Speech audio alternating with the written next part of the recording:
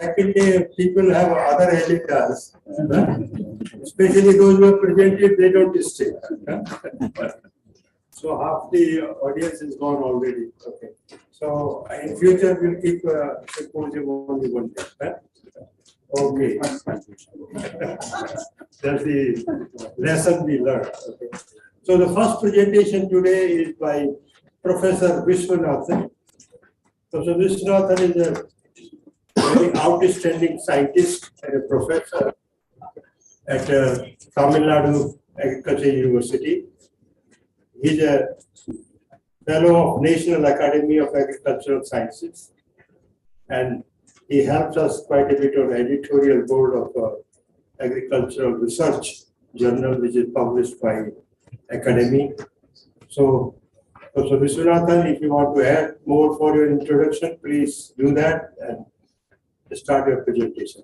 Thank you, sir. You have done more than what I proposed to do that. So good morning, everyone. So food industries, especially the food industries in India, they work 24/7, whether it is any national calamity or COVID, or it is a heavy rain or hurricane, but we never go without a day we get a milk packet at our doorstep. That is an example how our food industries work, irrespective of any disturbances they get. Food safety, the harvest, it is not doing any harm to the consumer.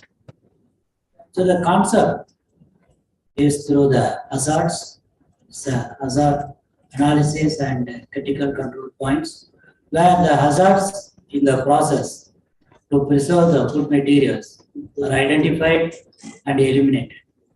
We are following or adopting different instrumentation facilities to measure and control the various parameters that are linked to the analog system and digital then recording system as well. Now we are going for the automation, fully automatic, where though it reduces the manpower required in the production line, it ensures the precision in the applications. The precision next. These are all some of the instrumentations we followed and also still following. And yesterday we had more number of presentations with respect to the implements and water saving concepts. Today something on the post harvest. We are talking about drones, mainly for the spraying.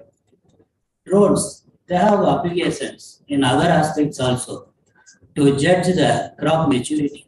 Whereas we look at the crop maturity, whether uniformly it has attained maturity. Looking at the pest attack, sir has rightly mentioned about my editorial contribution in the journal. I received one of the manuscripts from our engineering institutions.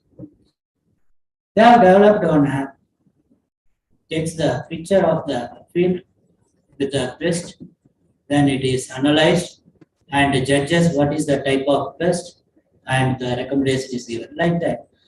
Suppose we do the harvesting and windrow the crop and allow it to dry, you can judge aerially whether the drying of the crop has been reached to go for the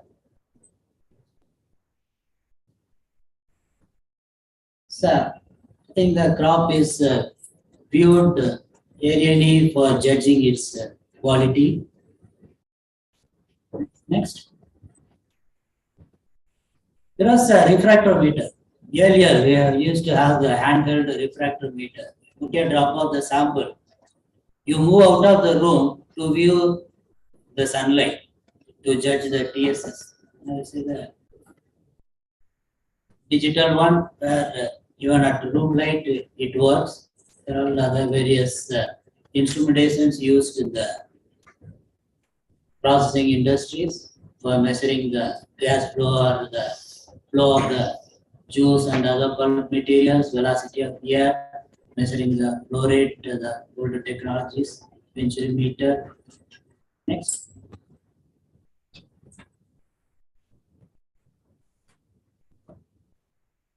Then machine vision system. It plays an important role in food industries also. Where if you see in a production line in a bakery, something gets charred also, the top layer, when exposed to the temperature. Temperature and time are the critical points in the bakery. Sometimes it gets charred, so how to remove those charred ones. Then sorting the fruits and vegetables, especially the fruits, based on the ripeness, the color. It's the color. So if it is not to that level of color, they are removed or sorted in the production line. These are some good examples of automation in the food industries. Next, please. Then we use the sensors, starting from the sensors for the gases, sensor for measuring the pH, acidity, sugar content, like that. They help in adding or removing those constituents during the production process. Next. So digital technologies, they are the higher level of accuracy, so useful in automation. They result in precision control of the parameters. Next. Again, the advantages are reducing the wastage and also reprocessing. Suppose something goes wrong, the entire batch will be subjected to reprocessing. That can be avoided or minimized when you go for automated system to control the process parameters. It improves the worker safety. So worker need not be stand near the hot pan or in the process line with anything hazardous in nature. So they can be aware and monitor whether the process is as per the schedule, and through automation that is made possible. The different tools used in automations. Next. So again, the same things with reference to different types of industries. Next. There are some bottlenecks. Again, maybe the initial investment. And this machine vision system where they are divided into acceptable and to be rejected. Next. Again, another example of machine vision system. Next. So this automation, how it increases the production, productivity, increases the profit, and also ensures the quality. Next. It's one of our experiments in our laboratory using a machine vision system to grade according to ripeness. And also we try to develop based on the size, but we could not able to succeed because the requirements are different. Next. Then machine vision system in filling and packaging. So to ensure that the filling is done up to the level it requires, or it is not having any hazards that will be floating at the top of the package. So it is ensured through this machine vision system. Next. And about the gases, when we use the different compositions of gases for use in storage, like oxygen, nitrogen, carbon dioxide, they are all mixed in different proportions. It is done using the sensors and automatically controlled. In the drive systems, we use motor with the belt drive, chain drive, and later we started using the gearbox. Now, the motors with the gear motors, they call the gear motors, are attached to the gearbox. For an example, the process of making the jam, it take the fruit juice and all the ingredients are put. It will be with the TSS of around 4 to 10 degree Brix, and that will be solidified by the application of the heat up to 65. When the solidification increases, the stirrer used, it needs more power. Ultimately, the power of the motor is made to that torque required at a higher Brix level. So that is a problem in the food industries where we need some mechanism so that the power requirement can be reduced and it synchronizes with the torque requirement. So that is one thing. Then in the case of the online sorting, where the machine vision system judges whether it has to be accepted or rejected. But the process of rejection or accepting takes place after a certain travel path. That is the response time. I don't know the exact terminology in automation. So if the time is made reduced, it is done quickly, the product need not travel for say for about more than 1 or 2 meters. So that space can be reduced in the industry, may increase the production capacity. With savings in space, the industry can go for one more line to increase their production. So the productivity is increased, the profit can be increased. The production cost will be reduced. So these 2 points I just wanted to highlight to the group working on automation, so that the industry will get the advantage of less power and reducing the response time. So here after our software maybe not another hand, it's another machine. Thank you for the opportunity. Okay, that's okay. Wait. Some questions.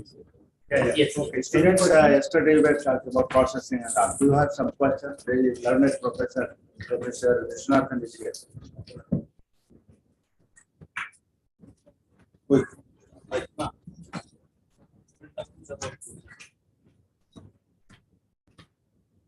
Yeah. Thank you, sir, for giving us this information.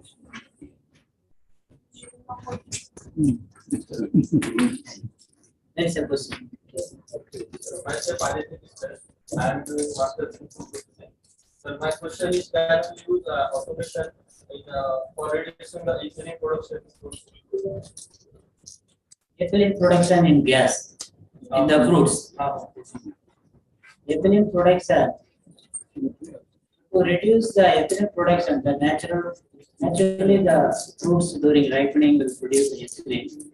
To induce ripening, we purge with ethylene gas. So there are methods. You can reduce the ethylene production by giving a coating on the fruits, one method. Another method with purging with the other gases like carbon dioxide, nitrogen, not oxygen. Oxygen will induce the ripening and releasing the ethylene. So carbon dioxide and nitrogen will be purged so that its ethylene production will be reduced. You can increase its solubility. Or alternatively, you can go for vacuum packaging.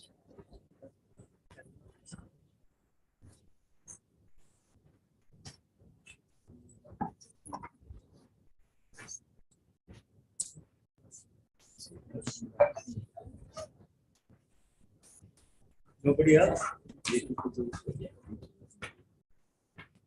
Dr. Solanki, can you do us the honor to? Yeah. This is your Sure. counter from Tamil Nadu.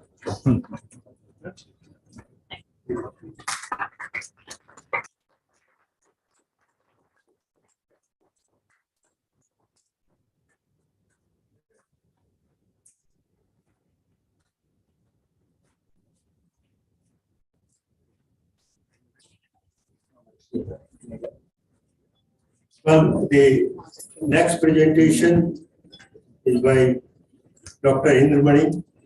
I don't think he needs any introduction. Everybody knows him well.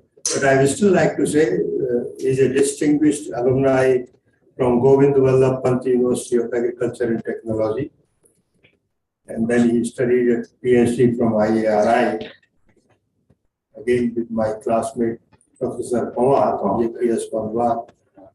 And then he has so many distinguished career.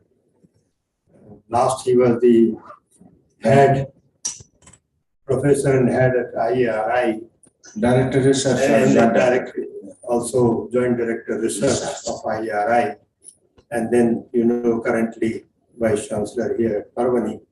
So I will leave it to you, Indramani. And I'm very proud to have him as a student. Okay, Thank you, sir. Just to add that I have been, consciously getting mentorship of Professor Singh. I first met him at Delhi only, and then at IIT Bangkok. I was his student, and then we worked together. I was Secretary General of ISA, sir was President. Then we continued from 2010 onwards continuously up to now. And now he is the founder president of AAAE.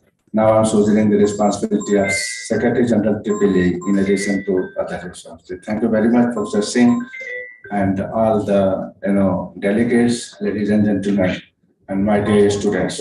My talk is on science-based policy for rural agriculture. Next one. So, friends, yesterday I was mentioning that what is important now, if we want development, so these are two. ICR is propagating this AIG model, academia, industry, and government should come together. Jobs are defined, there is no conflict of interest. That's why this coalition and collaboration is very much feasible. And our job is to design new products, ideas and innovation, funding and strategies that has to come from industry. We have to see that government has to see the funding also, and jobs, taxes, infrastructure, these are issues. Our industry is to implement whatever technology come. Industry is to implement. So we are having separate responsibility, no conflict of interest. And same thing we call it triple helix model, which IITs are propagating. Triple helix means the idea is other than AIG model. Here, triple helix model means they have to work in a helix model. There is no one should understand where one is starting. So they mostly a bracketed mode. All these three institutions, three verticals have to work. Precisely on this basis, I was working at IRI and I have been working at Parbhani also, and I will be putting some examples that how this model helps a lot. Next one. We all know, my dear friends, that future agriculture is engineering agriculture, and future agriculture is advanced mechanization and digitization. And once I talk mechanization, that doesn't mean farm mechanization. Professor Singh and I have been discussing. It is irrigation mechanization, it is food processing mechanization, everywhere mechanization, and everywhere digitization is necessary. So there should not be any confusion that if we are talking mechanization, that means simply sprayer, plow, and this and that. So what Professor Viswanathan talked, what all we talked yesterday, all are mechanization. And this is one thing I emphasize in this talk, that from top the message is coming that new technologies are required in agriculture. Our Prime Minister called a meeting of 100 top bosses of the different institutions, and he bracketed agriculture with major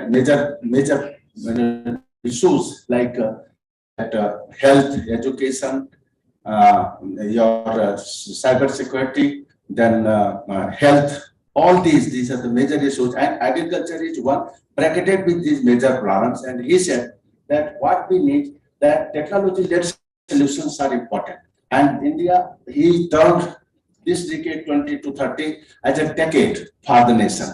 And he has emphasized that these 10 years are very, very important for the country, not only for the country, for the world, because a lot of transformation are going to take place. So 20 to 30, in which young boys and girls, you will be growing up, wonderful, decade for you and for the nation and for the society. Next one.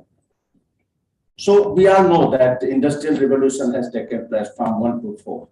But next one. Agriculture revolution, that did not take place. And that is precisely we should discuss why it did not take place compared to other industries. Agriculture sector has been slow to implement and take advantage of variety of technologies. And yesterday, number of things came, which Dr. Engineer Srivastava presented. That technologies are programs are their implementation phase because are all different factors. So there we have to concentrate as an institution, and then we should involve industry also, and we should involve government also to think that why this revolution, agriculture revolution 1 to 4 did not take place, and what should be the pathway, what should be our, what which options, where we are lacking, how we should overcome. Next one. Mechanization, we all know, this is one side I kept that where we are, despite we started tractor manufacturing in 1961 with 880 tractors. Yesterday, giants were here, tractor industry giants were here. 880 tractors.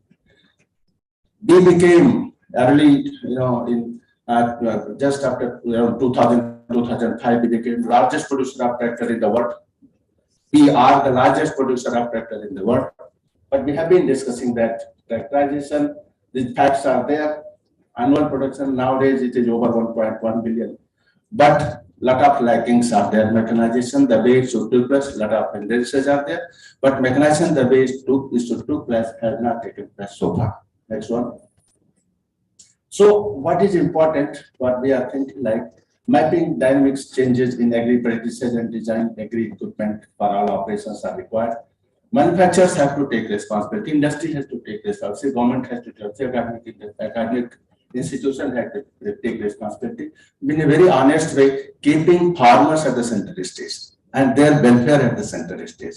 Not the claiming that I did or he did or she did, one, not claiming that my profit, his profit or her profit.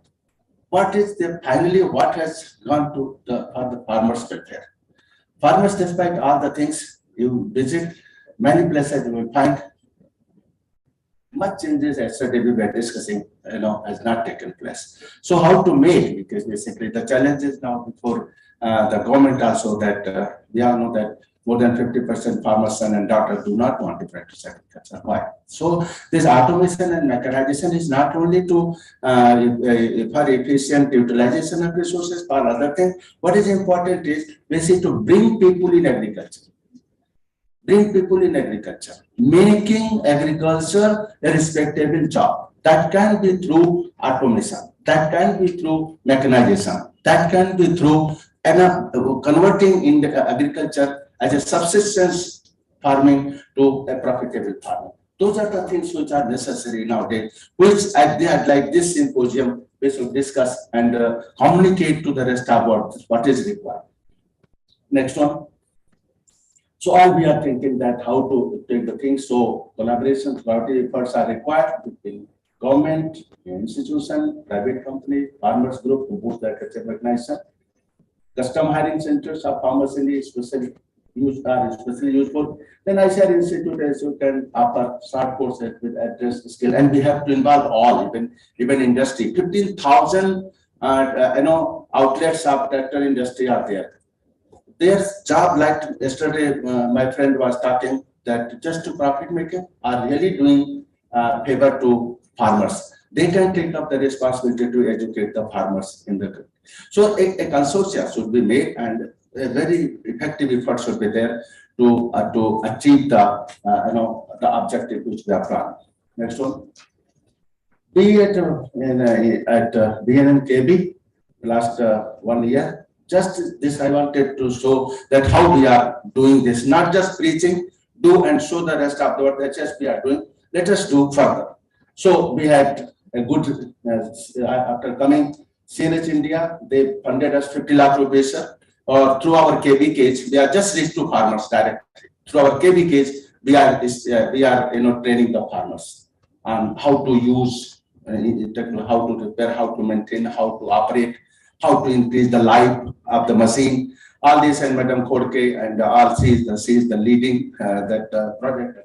Madam Kulkarni, that Khorke is there overall in charge, and all my friends are here. They are doing it. So this is our motto is G to G. So from grassroots to global, we have to see these farmers in the village and shake hand with the US university, what best is available there, bring it here, and what best you can provide to the family. So this is the basically with CNS, under CSR, we took ₹500 crore, and then with that is establishing in October, and we are going to inaugurate Maharashtra Mechanization Center Kamchepha. That is on our campus, 25-acre area, where best technology in mechanization and best technology in irrigation both will be demonstrated, and we will be having a skilling of youth, of farmers, of the operators, and all skill development. Our students normally they used to go to industry.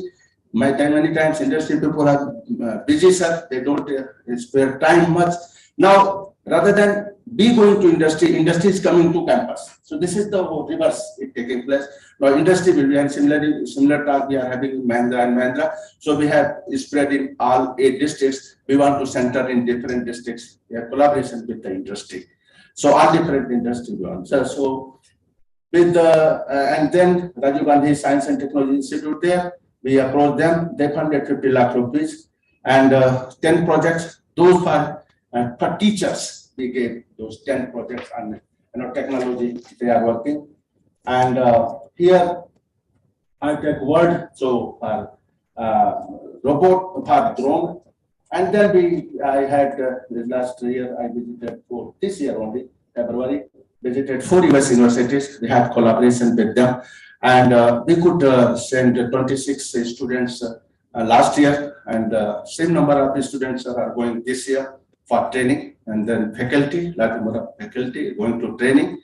And in November 2021, we are organizing International Symposium that we will organize in Parbhani, where all from these universities experts are coming. They will be with us, training the student, training the faculty. That will be extended one, and that collaboration is so collaboration should be there, but collaboration should end into benefit to a mutual benefit. And then yesterday we were talking with GIZ. GIZ is a German company. They are working on agri-TV. So in fact, we here also be involved. Sorry, MNRE. So through MNRE, Dr. Gautam is also there. This MOU we signed in Delhi, and so GIZ, and we are working. Some other actors are there, including MNRE, and one presentation Dr. Kodke made yesterday, and another plant we are going to have in Parbhani. So this is one area where we are thinking that if you have industry, you have government, if you have academic, then you can scale up the technologies. So we are working on 5 acre, as I said, 5 acre of land where we are having agri-TV. Next one. Another thing was that this is again to power of mechanization, sir. When I joined here, I was given challenge that a lot of area of yours is not cultivated. This is an area where this jhar was there from last 50 years. We just took the whatever available tractors were there. We just pulled, power of pulling, because these were there only in the university. I just requested my friends, give me for 1 month these tractors, target them with driver, and be driver to director. There's another slogan I gave, that driver to director. All are same, all are responsible, because driver staff director cannot do, director staff driver cannot do, all are important. So let us join together. And they all did. And this whole area, and I have shown a video, it was all 15 tractors used to operate together, so that they can finish a big area in a day. And that used to give strength to them. So this is one, next one. So sir, this is where we had this all jhar, we call it here. And now we have this whole that 2,000 acre area that is on our campus, and in Badnapur also, in Jalna also, on the centers also we did. And we have this wonderful crop. These are all breeder seed production. And from this year, I think from 6,000, we are taking our seed production to 16,000. That is lower. And my friends are telling that it may be up to 20,000 quintal seed. And this all we have understanding with Mahabij. We have understanding with already we have Indian with Mahabij and with even Government of India. and we will be providing that seed, and that is going to revolutionize the seed, whether in pulses or in our millets or in soybean, in all these crops. That is basically that should be the job of the universities, that will take up big things. Next one. So this is another thing. We are in the dryland area, 750 mm rainfall. Here also I would like to say AIG model. So Gadkari Sahab visited our university. He said that we have a scheme with Rashtriya Rajmarg Yojana. If you give us mitti and murum, we will make you this Amrit Sarovar. So these two what we are showing you, these are the, now this is the latest picture that we have now. These compounds lining we got it done from our side, and this way 9,000 crore liter water arrangement we have already done, sir, and our target by December is 16 crore liter water arrangement will be having, and with that we are 250 acre area we are bringing under smart farm through micro irrigation also under Naya. And we want to connect this water storage with very precise use of water. And my idea is that, let us say, almost no to groundwater. Use this water with micro irrigation, so that the problem of groundwater deficient was yesterday, Maheshwari mentioned that we are exploiting. These are some, even if monsoon is late and this pump of water is there, with micro irrigation we can start sowing and we can offset the effect of delayed monsoon, etc. Also, these are the certain. Next one. So this is basically mission doubling breeder seed. We all know. Next one. This is water conservation. We said next one. So then after we developed 2,000 acre and 2,000 more we will be developing in next 4 months. So it was basically to powering the farm operation. So these are the tractors, sir, with the help of the permission of government. We purchased now only 50, but now the total number is 50 because we are spread over Ola Marathwada.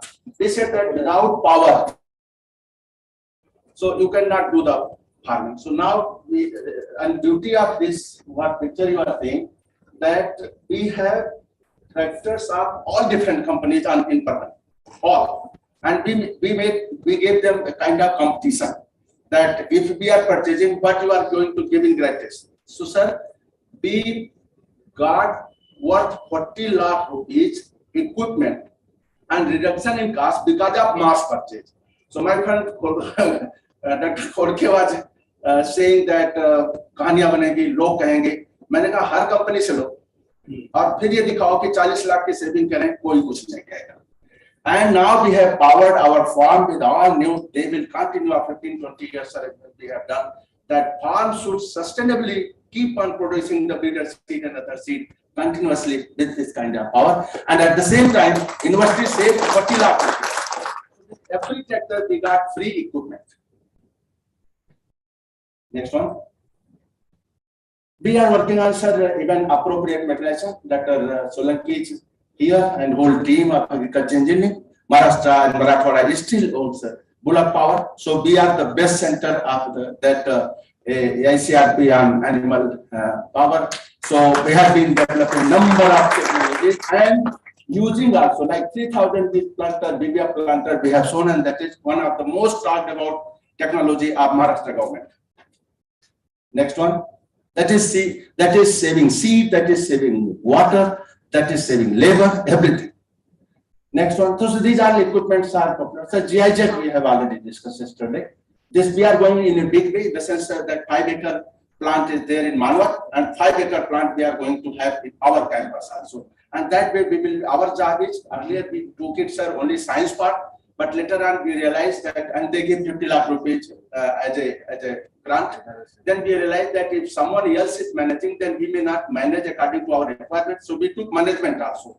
Another 50 lakh rupees they gave. Now 1 crore funding from industry, international industry, GIZ, and our team is working, and we are pretty sure that we will give proper recommendation with respect to crop, with respect to height, with respect to humidity, with respect to irrigation, with respect to mechanization for this agri-photovoltaic. Next one. So all these and digital agriculture, we are working. Next one. We all know that agri drones are very important. And this is the story which started in 2018. Dr. Ralago Sundaram is there, Professor Singh is there. They started this, and what I wanted to tell here in this 1 or 2, 3 slides, that if policy is headed by a scientist, policy team is headed by a scientist, it will be implemented fast. They will give recommendations which are acceptable to all, and that's what happened in drone case. Next one. So these institutions are working in with respect to drone. Next one. And these are the committees. First one was headed by Rajendra Sahab. Then later on, 3-4 committees were made, and last committee on craft restrictions, SOPs are still working. And my request is that all the universities and institutions have been given a pro forma to whatever, including industry, whatever data with respect to drone technology you have, please provide us. Government of India needs it to prepare SOP. And for next one. So these are the certain things how we are doing. We also have a fleet of 5 drones in Parbhani, and a school, drone school. We are opening, sir, and we are providing the drone service and custom hiring also to our farmers. Next one. So these are certain, just I gave that the SOP for 10 crops which we submitted to Government of India, and Government of India has notified it. So this is only for 10 crops. A number of crops to be included even for this, and then for nutrient application also. So these are the so what should be drone flying speed. Yesterday they were talked about drone height, then water volume. Next one. Then what should be nozzle design? What is nozzle design? Not only nozzle design, the left side, then discharge rate, angle, strap. All these is SOP has been given. Next one. Then what should be the suitable time schedule for spray? This is also given. Next one. Then weather condition, where you should do, what should be temperature, what should be humidity, what should be wind speed. All these information have been given. With respect to visibility, so site-specific information has also been given. If it is slopey terrain, then what we will do.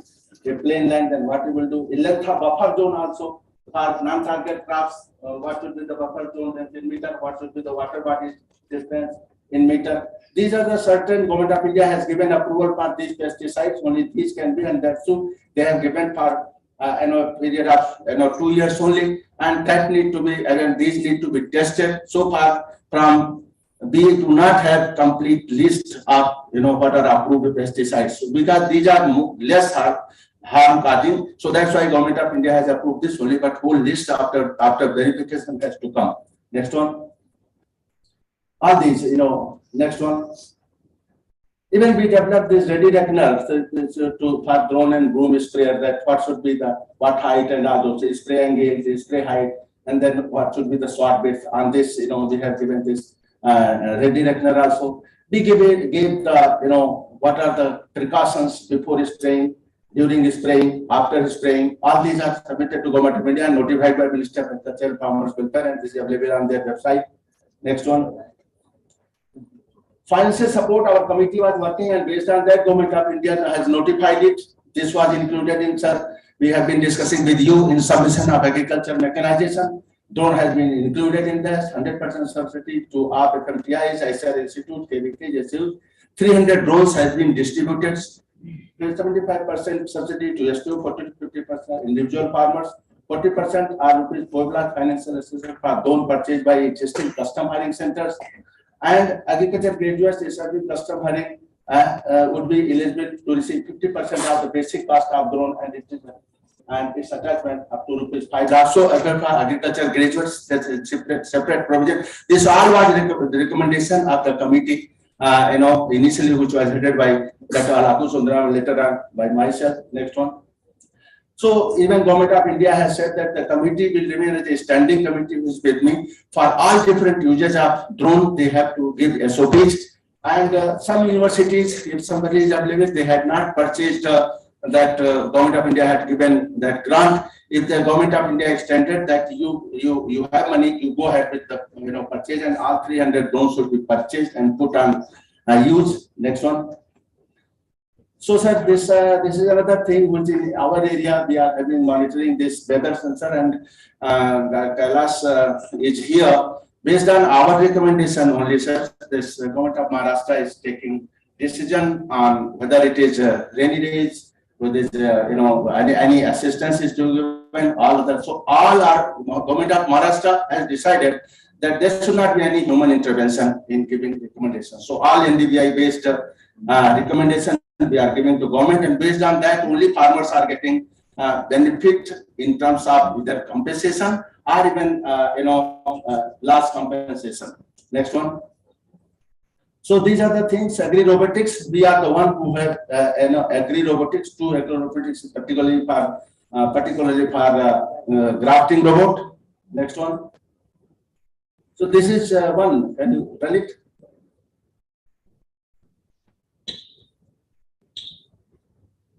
So our Japanese friend will make a presentation today, from whom we have taken this one. So just 1 minute and go ahead. Next one.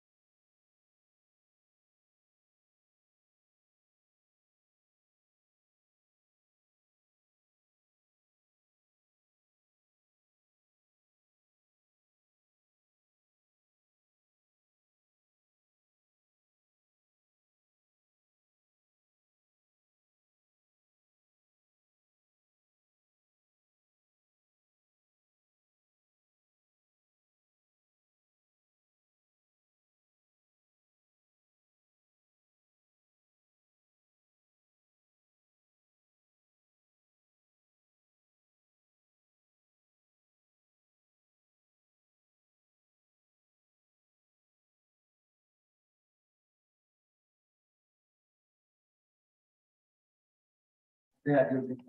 Next one.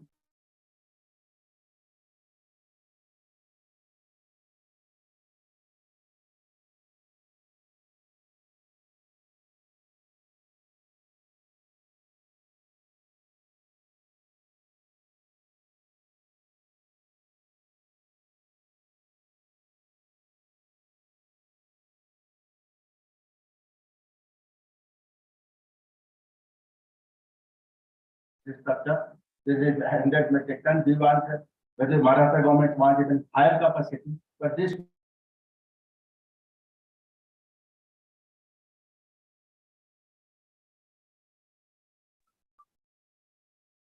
These are the for students, these facilities we have created, CAD and AAAE laboratory at Nahar. Next one. Sir, coordinate measuring machine. This is another very important technology. Next one, for use of the students, physicians, and design engineers. You just go ahead. Next. So these are the conclusions already that all this, because my only one conclusion is that industry, institution, and government have to work together if you want to show impact. This one message should go. Another, we will into this platform, and we have to work for keeping farmers at center stage. Risk management. That is one area which is like risk management. So I'm planning to another symposium kind of thing only on risk management. Yesterday, Ganti Murthy spoke a lot about risk management. For farmers, this is very, very important. My own, I burnt my hands up that when I came here, and we used to produce onion seed just 10 acres with the NHRDA. I said, why 10 acres, go for 50 acres. So we went for 50 acres, a wonderful crop. Just when before harvesting, there was a big hailstorm, and we were expecting that we will harvest 1 crore 30 lakh rupees. We harvested just 13.5 lakh. And I just thought that if this loss incurs to farmer, what will happen? There was no control. You can't do anything. So that's why there is much scope of risk management. How to simple in language I say that if a farmer has 100 rupees, let him allow him to spend 70 rupees, only 30 rupees. Something like that. What is happening? If farmer is having in Marathwada 100 rupees, many farmers are spending 130 rupees. And that leads to frustration, and that leads to finally sometimes unforeseen incident happens. So risk management is another very important area which we have to focus here. And then reduce fertilizer, reduce chemical, yesterday we were discussing. And fourth one is this subsidy business should be converted into a kind of, some different models should come. We must, compensate for doing good things, not rather giving this and creating all kind of leadership presented yesterday. Thank you very much. And latest one, sir, latest one was that we signed MOU with there is a lot of furor, a lot of confusion about nano urea.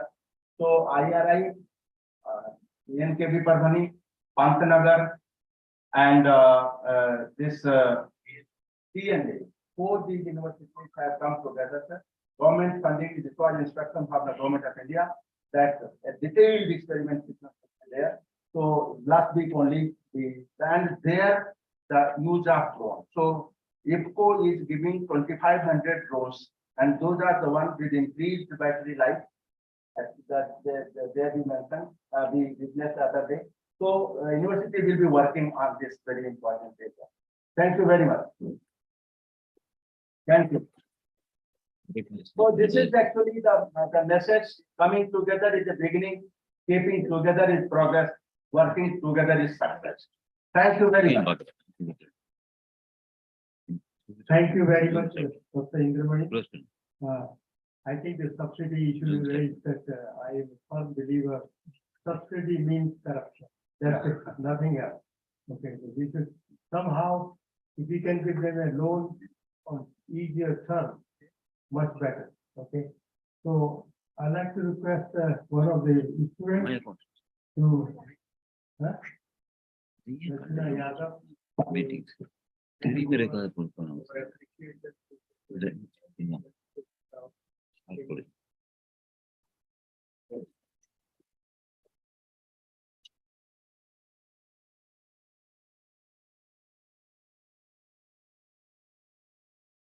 Recording in progress.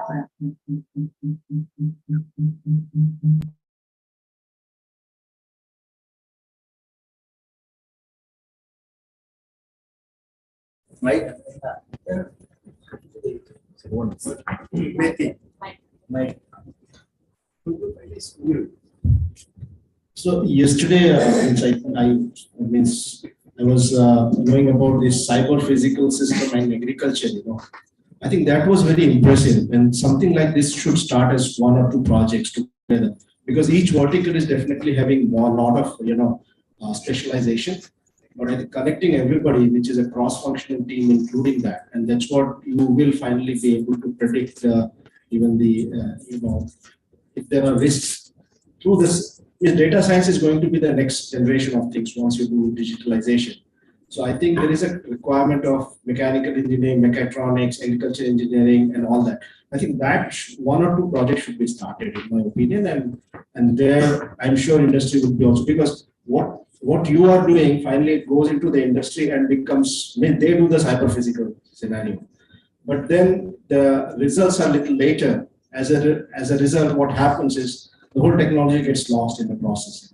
While when it gets developed in an environment of education and science, I think that probably can be very easily picked up. And I would encourage that to get integrated also. I fully believe in this. In fact, Professor Singh, we are always talking about this, that he was the first person when he gave project early, I think 95. He made that industry partner should be there. Later on, CSIR made it that there should be industry partner. And I personally propose the concept to commercialization. Concept to commercialization, C2C, industry partner should be there. And let me tell you, if anything, any good thing is coming in collaboration of industry and academia, all government want to support. Governments are also willing to support such project. So, and what you are saying that all those should be there. It's not possible for the university, because even I start planning today to take permission for government, mechatronics engineer, this engineer, that engineer, will take a lot of time. To immediately start, let us join one industry, two industry, three industry. Take, people like Visa yesterday in all international presentations. It was not only collaboration between two, collaboration among many. So from collaboration between two, let us switch over to collaboration among many. This should be one, learning yesterday we saw in all the presentation yesterday. So I will be, we can organize, the best solution is I can organize a meeting, one-day meeting in Parbhani. Professor Singh is here this 1 or 2 months. We can join and we can immediately plan that what kind of project we should do, where all these stakeholders and all these experts should be there, and one we should convert into a model for the country, so that then people will start doing. That is my suggestion to you, and we will do it in before processing leaves for USA. Thank you.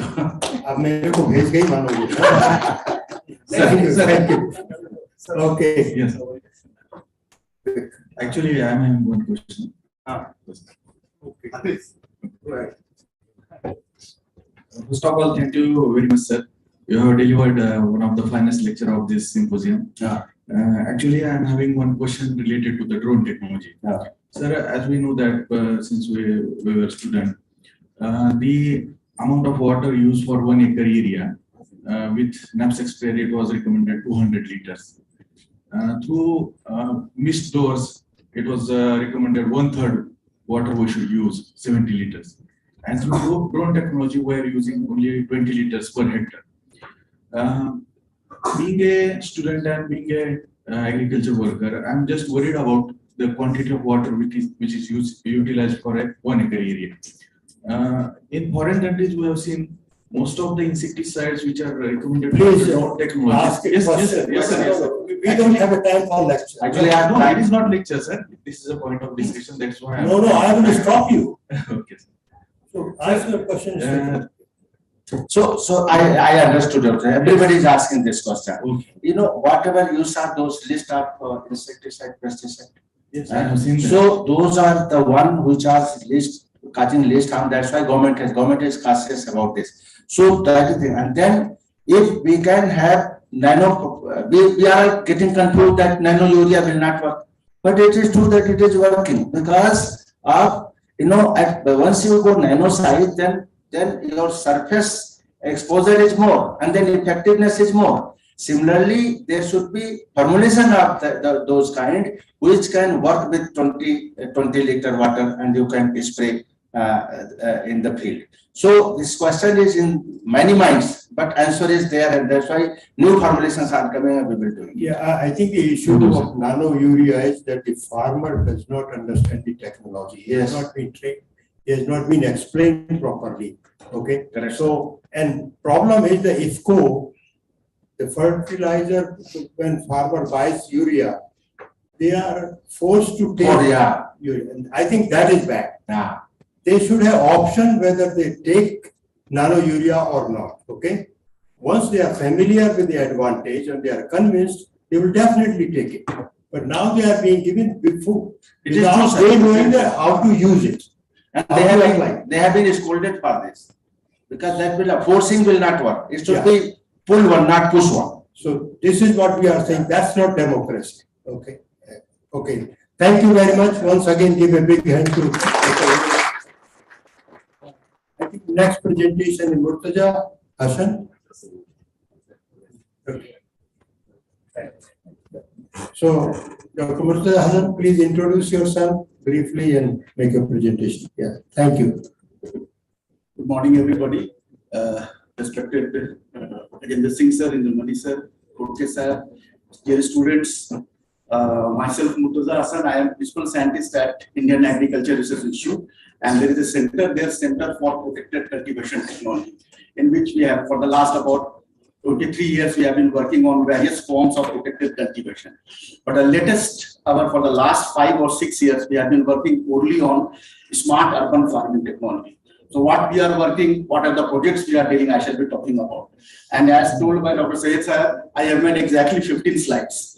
So, okay, this is the farm in which I am working. You can see from the area. This is about 25-acre farms, and you can see all the structure that you are seeing. This is all the, I should say that engineering effort, that different structures, mainly the protected structures are there. Each with different area, different types of ventilation, different types of crops. So we have a team in which I was fortunate to work with Indramani sir. Then there are a team of engineers, then horticulturists, plant protections, and with very good projects that I shall share with you. So this is my title that what I have given, Plant Factory Based Smart Urban Fabric. Next slide. So what I shall be talking about to you, that I shall be telling about what is the present status and future prospect of this plant factory based urban farming. And then what is the greenhouse soilless cultivation technology?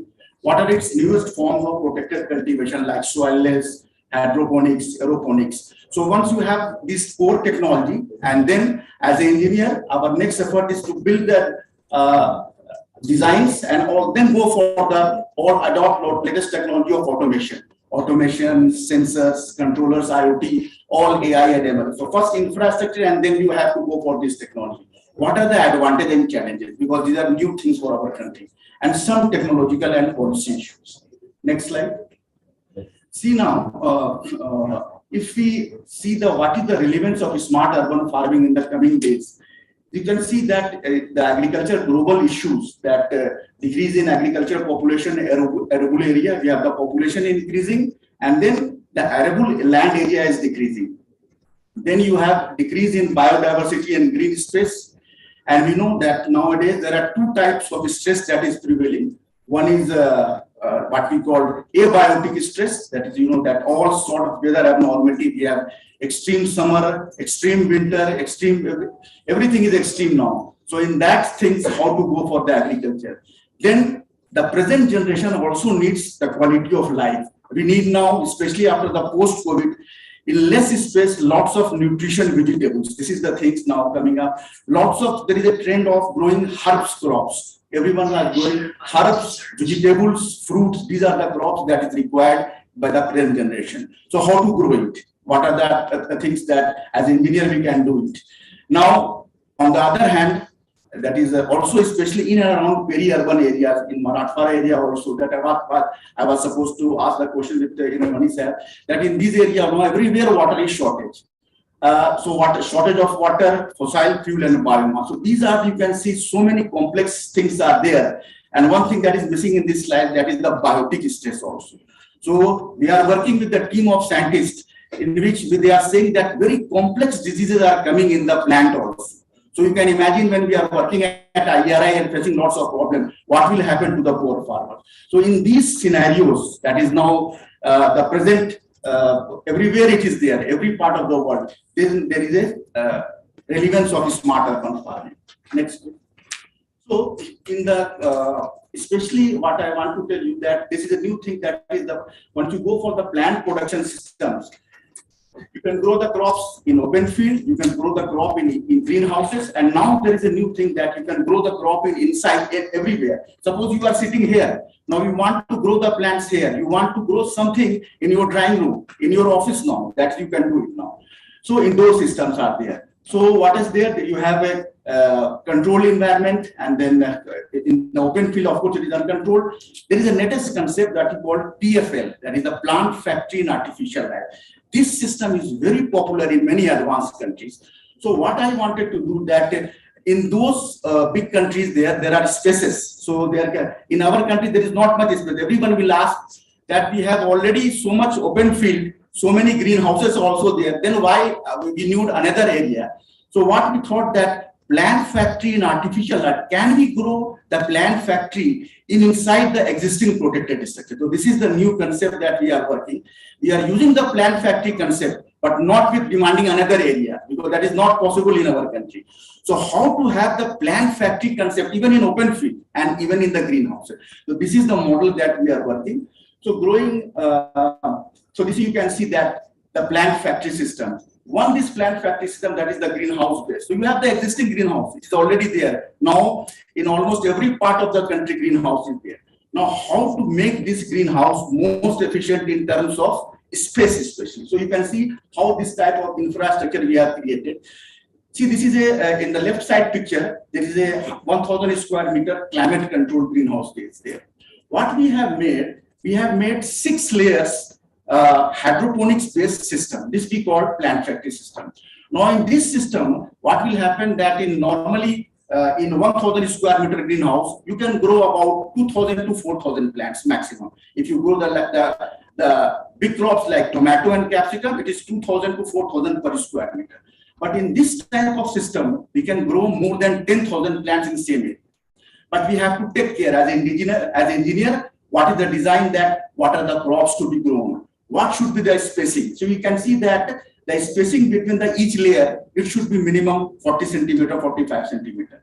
Now what will happen that you can see in the picture, there are 2 types of the, one is flat bed. Okay, so flat bed is there, it is like this. So if you grow the crop here, this part will get not sufficient light. So you have to go for artificial light management.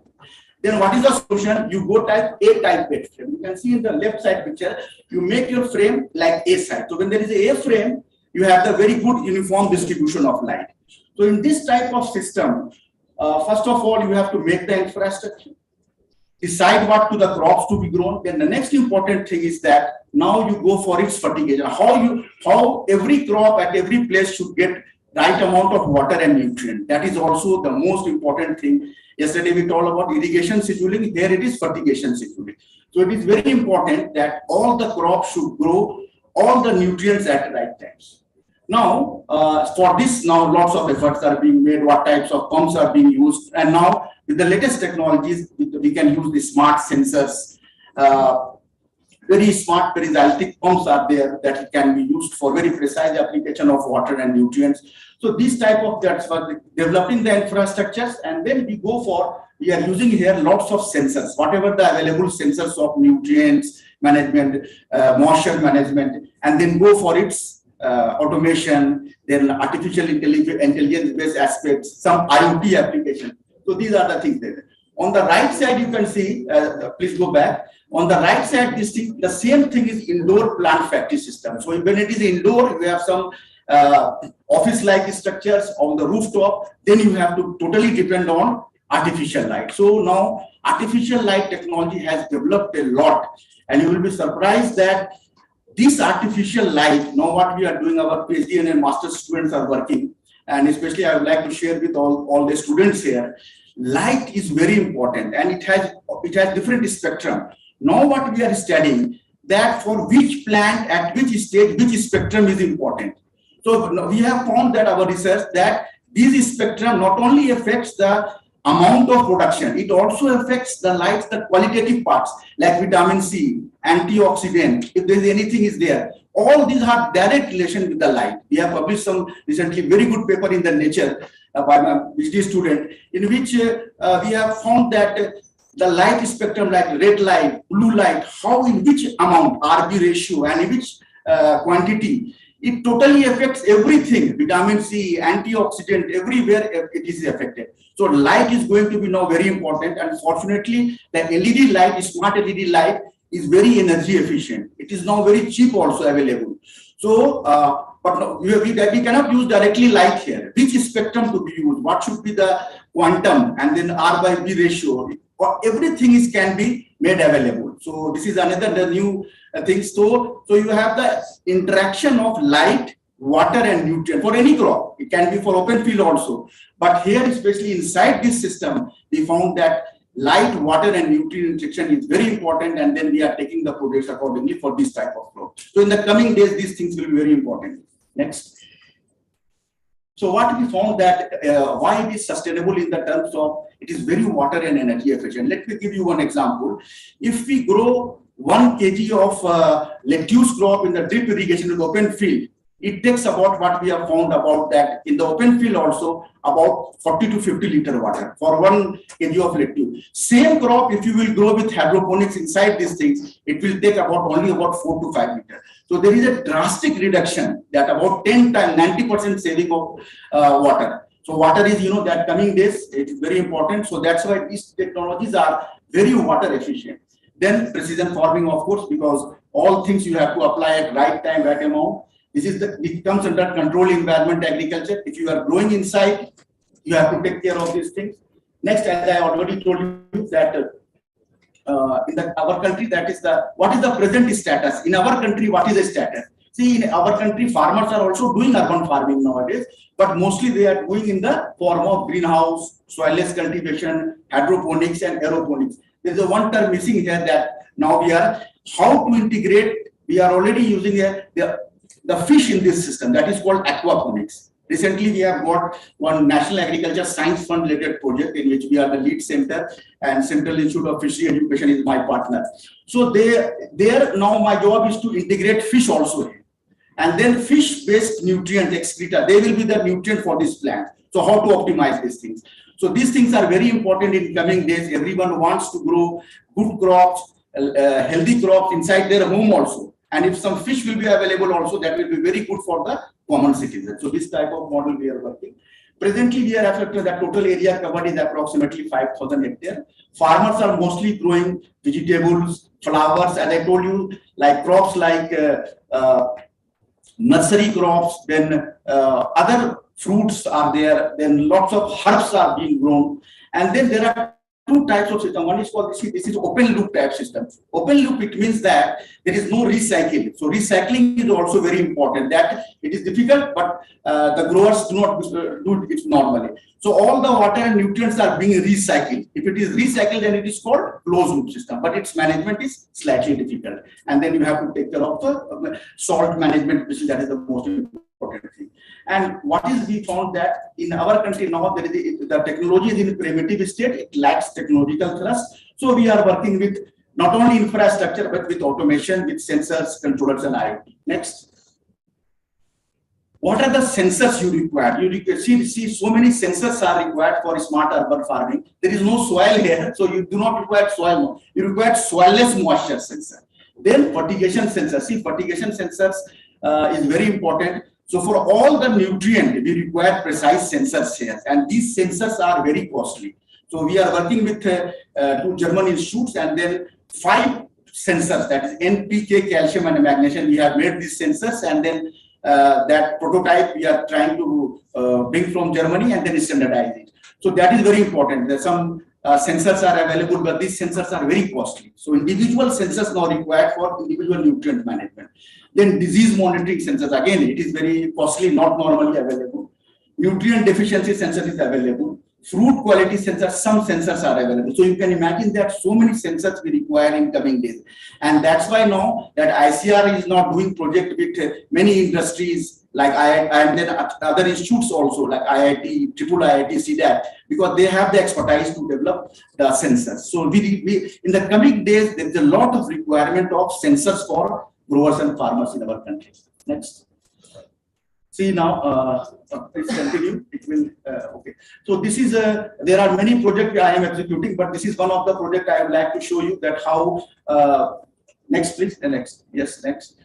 Yeah, please stop. So this is, this project, I should say that it was started at the time of when Nirmani sir was here, and he worked a lot of hard work with us, and many good projects we found with the help of, and sir was our team leader at AAAE. And then these all projects are now, sir, working, and it was your great leadership and your stewardship that these projects formed at that time. So you see now this type of project in which we have 2 German institutes are there. And then you can see here that one Indian industry, Barton and Breeze, and when German industry, Bruckner is there. So this type of projects now, they are funding in which the to academic institutes also, sir was telling that how academic industry and they are working. Okay, so this is how this type of project is there, and very lucrative funding by DST, and then we have developed very good infrastructure with this type of project. Next.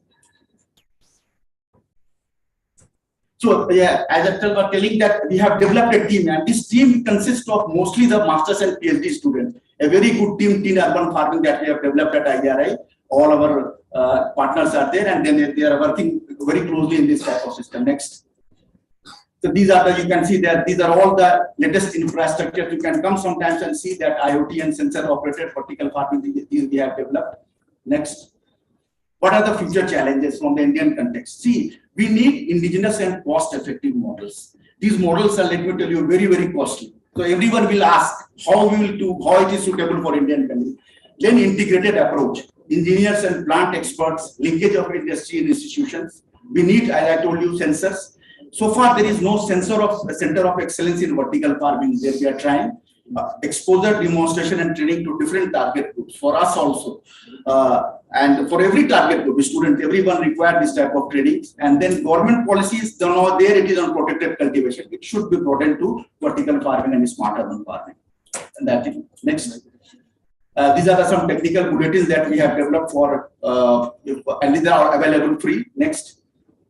These are all very good publications, and these are all available free on Google. You can download it from it. Finally, this is my final slide. Conclusion. See now, this type of farming is the practice of sustainable food production in vertically layers, and then it can be integrated in any other. As I told you, yields are also very high with very less water consumption. Only 8 to 10% of normal water consumption.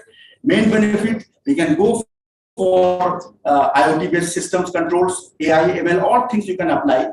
Higher quality, we have shown the result. We got very good quality crops and yield obtained with the sensors. So sensor and all these things also help in increasing the quality also. Suitable in post-COVID area, and of course now this protected cultivation things we need to strengthen these things. Last slide. Thank you very much. Any quick question to the professor? Yes.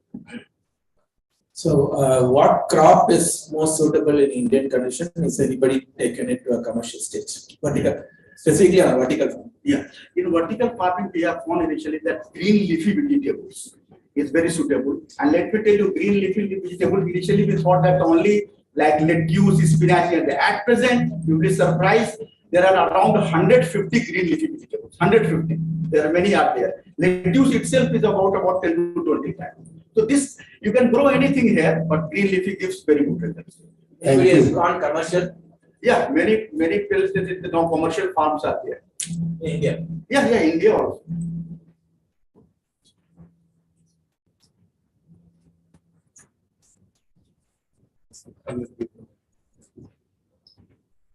Thank you. Thank you very much, Dr. Mukherjee.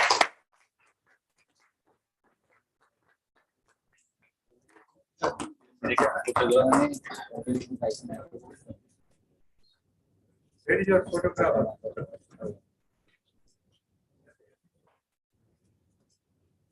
Thank you. Sure, sir. Yes, sir. Okay. Next, we are running a little behind, not very much. Is Dr. Suhita Gupta? Yes. She is there? Okay, so please come introduce yourself and make your presentation. Okay, Suchita Gupta. Myself, Dr. Suchita Gupta. I am working as a head Department of Farm Structures, Dr. Punjab Rao Deshmukh, Krishi Vidyapith. And one more thing is that I am working as a PI, Principal Investigator of one big project costing near about 12 crore, that is Center of Excellence for IoT in Agriculture. So here my topic is development of control environment for cultivation of coriander in vertical type tower hydroponic structure. So why we have taken hydroponic? everybody knows that particularly I am talking about Vidarbha, that is in summer temperature goes very high. So in that condition our farmers can't grow their vegetables in open field. So in that condition we need protected structures. But nowadays farmers, day by day farmers holding land holding capacity is very less. So we have to make some innovative structure. So that's why we have taken hydroponic structure, and we are trying to reduce the cost of that structure, because when we are talking about hydroponic, so everybody knows that the cost is very high, initial cost is very high. So our intention is that we want to reduce the cost of that structure. So regarding that, we know that hydroponic means without soil, and we are studying in nutrient film technique. So vertical farming is already a practice of growing crops in vertical stack layer, and commercial hydroponic is a modern technology involving plant growth in a different media. Then the main advantage of utilizing vertical farming technologies is the increased crop yield. Already previous Murtuza has told that 10 to 12 times yield is more in hydroponic. So yield is already high. And in this project, our objective is we have studied the effect of environmental parameters and biometric characteristics of vegetable crop in different hydroponic structure. We have constructed 3 different structures, and then to evaluate the quality of that vegetable growth by using different media through NFT, and then to estimate the cost economics. Next. So here, sir, we have constructed 3 structures. That is, one is vertical tower structure, and another is the NFT, that is nutrient film technique. And I will show the picture also. This is the technical specification. Vertical tower, we can grow near about 40 plants, and in multi-tier hydroponic structure, we have grown. We have given 6 pipes, so near about 60 to 70 crops we can grow in NFT. Next. Then these are the our experimental details that we have taken 3 structures, and both structures 2 structures we kept in green shade net, and one is in open field. And on that basis, we have taken grow tower hydroponic NFT and open field hydroponic structure. And regarding covering materials, we have taken 50% shaded, because in summer our temperature goes very high, and particularly in the Vidarbha region, we have already recommended that 50% green shade net is useful in summer season for Vidarbha region. So that's why we have taken 50% green color shade net. Next. So these are the 3 structures we have taken. And as I already told that for controlling any parameters, means regarding temperature, environmental parameters regarding temperature, RH, light intensity, as well as pH of that solution, we want to reduce the cost for automation. So we designed this vertical tower as well as NFT structure, and this NFT structure we kept in open field also, and we have seen the effect of environmental parameters on growth of that particular crops. Next. Then we made some low-cost automation also, sir. Regarding that, we used DTH11 sensor, and for that, initial cost of that automation is more than 1 lakh rupees. So here, our intention is that every farmers will use this technology. So that's why we made this low-cost automation. Next, this is the automation kit for controlling temperature and relative humidity as well as light intensity in the green shade net. Next. This is we have written one program in Arduino language. Coding, decoding also we made, and we use DHT11, and the cost of this temperature RH control kit is 8 to 10,000 rupees. Next. Next. And this is the particularly growth stage. We have taken the coriander leaves, because as we know that when we are talking about hydroponic, means we are maximum leafy vegetables we are growing, and we got best results in spinach, lettuce, and now we are trying for coriander. And even though coriander also, here we have seen the picture for different growth stage and different durations. Next. Then we have measured the environmental parameters. So in this we have seen that temperature we have measured 8, 11 and 4. We have given 3 hours gap, and from this also we have seen that in growth hour we got comfort zone for growing for proper growth of leafy vegetables. So regarding temperature, we have taken this temperature in the month of December as well as in January. And the same trend was obtained in green tower. So we got more comfort zone in growing tower as followed by NFT. Next. Then this is the relative humidity. As we know that at time 2 p.m. we got RH, that is 66%, and this is the more comfortable for proper growth of leafy vegetables. Next. Then, particularly in Vidarbha, light intensity in summer season, light intensity goes more than 1,40,000 lux.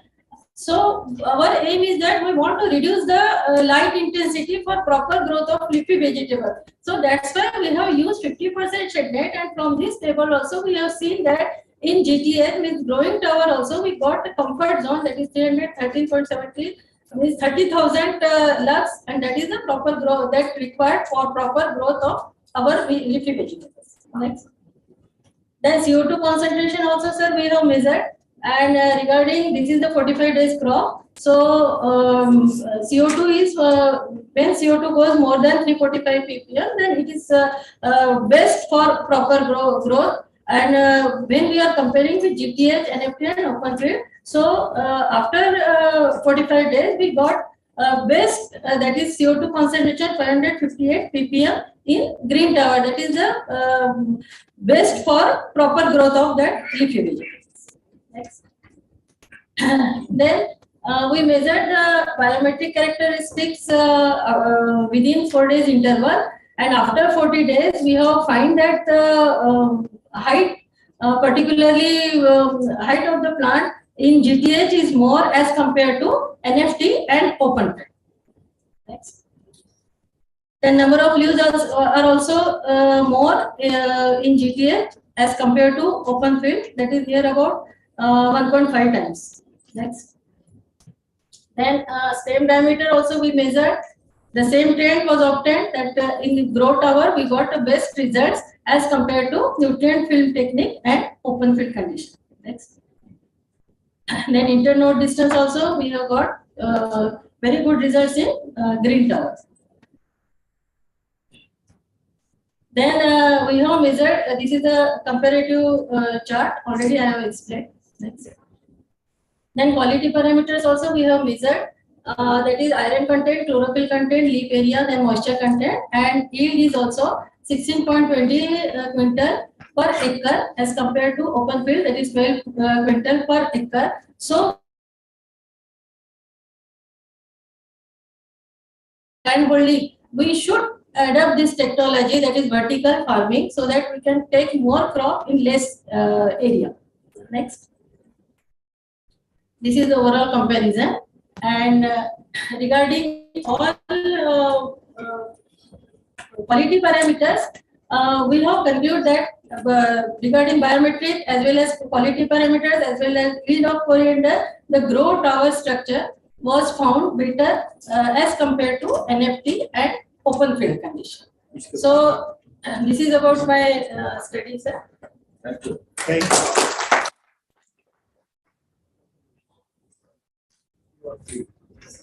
Can you hand over to Madam?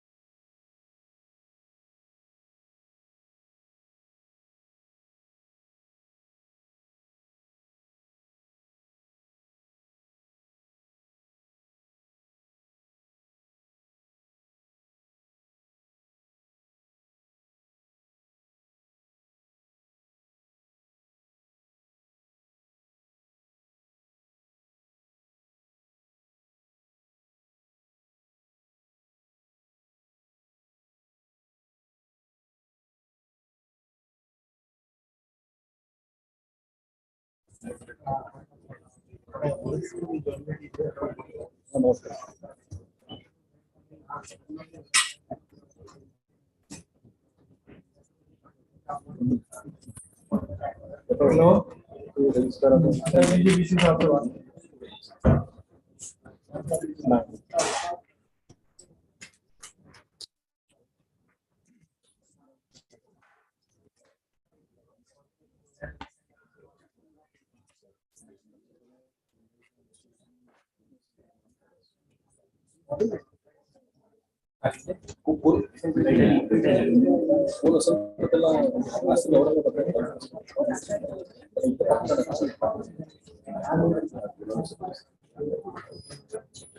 Okay. Madam? Dr. Solanki?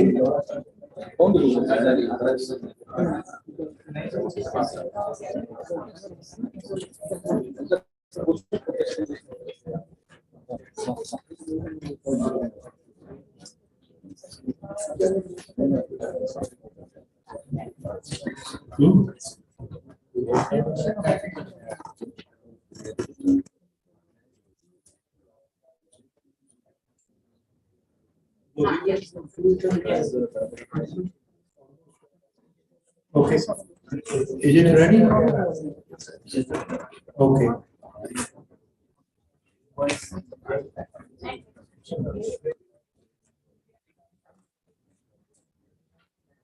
With difficulty, so we can go to Rangaswamy.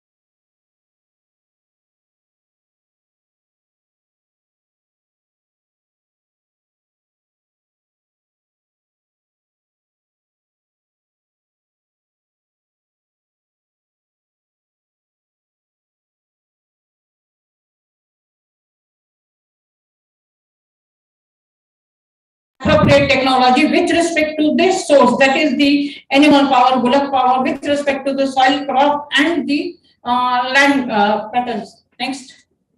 Next. Next. Now the weather impact, what is the impact on the weather? That is the excess rainfall, long dry spell, then increase in temperature, then effect on the groundwater, irrigation. These are the different problems which we have faced in the changing scenario. Next. This is the weather impact. Increased cost of course, this is a very critical increased cost of input, which has been very problematic for the farmers. Then the rise in the temperature, rainfall pattern, erratic rainfall, long dry spell, and then excess rainfall. Then loss of soil fertility due to erosion, irrigation, water groundwater level, quality of soil, and imbalance in the use of the fertilizer. So the excess use of rotavator, imbalance use of the fertilizer, and in soil compaction has led the soil in the hard pan formation. Even though we are having the sufficient quantum of the rainfall, but due to the soil strata what we have made now, infiltration has been lagged. Next. Now all this situation has led the farmers to the critical condition. Next. So now the agriculture we called is sustainable. So now we have to make it sustainable. So this sustainable agriculture under this climate change scenario demands that optimization of the input, whatever the power sources or the inputs in regard of the seed, fertilizer, then the pesticide liquids, all that should get optimized. How much quantum has been required, that should be used. Then the diversification, then conservation of the natural capital, minimum soil disturbance, improve the soil health. This is the need of the time, because the continued incorporation of the fertilizer has led this situation. Increase use of the solar power. Yes, this is the need of the time, that we have to increase the use of solar power. The government is also counseling for increased use of the solar power. So we are using the solar power in the different agriculture operation. It is eco-friendly and requires no diesel, no petrol, and CO2 emission. Next. So these are the mechanization. Next. Now, my university, since from last 10 years, we have developed 54 equipment. All the equipments we have developed in considering in mind the natural calamities, then the excess rainfall, dry spell, and rain-fed agriculture. Among that, the bullock drawn equipments are 26 manual equipment, engine operated, and the tractor operated equipments we have developed. Next. Now, whatever the equipments we have developed, that equipments from lab to land we have taken, and we have adopted more than 32 villages. I'm proud to say that my university has adopted, is working with the farmer. All the equipments are on the farmer's field. We have adopted 32 villages throughout the Maharashtra from the 4 regions, considering the tribal area, then SCSP, then farm woman, mechanization to the farm woman, then empowerment of the farm woman. So we are working for the mechanization for small marginal farmer and the mechanization to the higher with regards of the excess rainfall and long dry spell. So first that we are discussing about the groundwater and irrigation. So mechanization in irrigation is the need of the time. We are using the rotavator, but we forget that due to the hard pan formation, the whatever the rainfall is coming, we are not accepting to the groundwater. So for that, this is the use of the chisel plow, subsoiler, and the power harrow is the need of the time as a delayed equipment to harvest the maximum rainfall water to increase the groundwater. Next. These are the some of the tillage equipment, laser leveler, and one maker, multiple operations. Next. Now, what is the heart of all the farming? So, sowing is the heart of all the farming.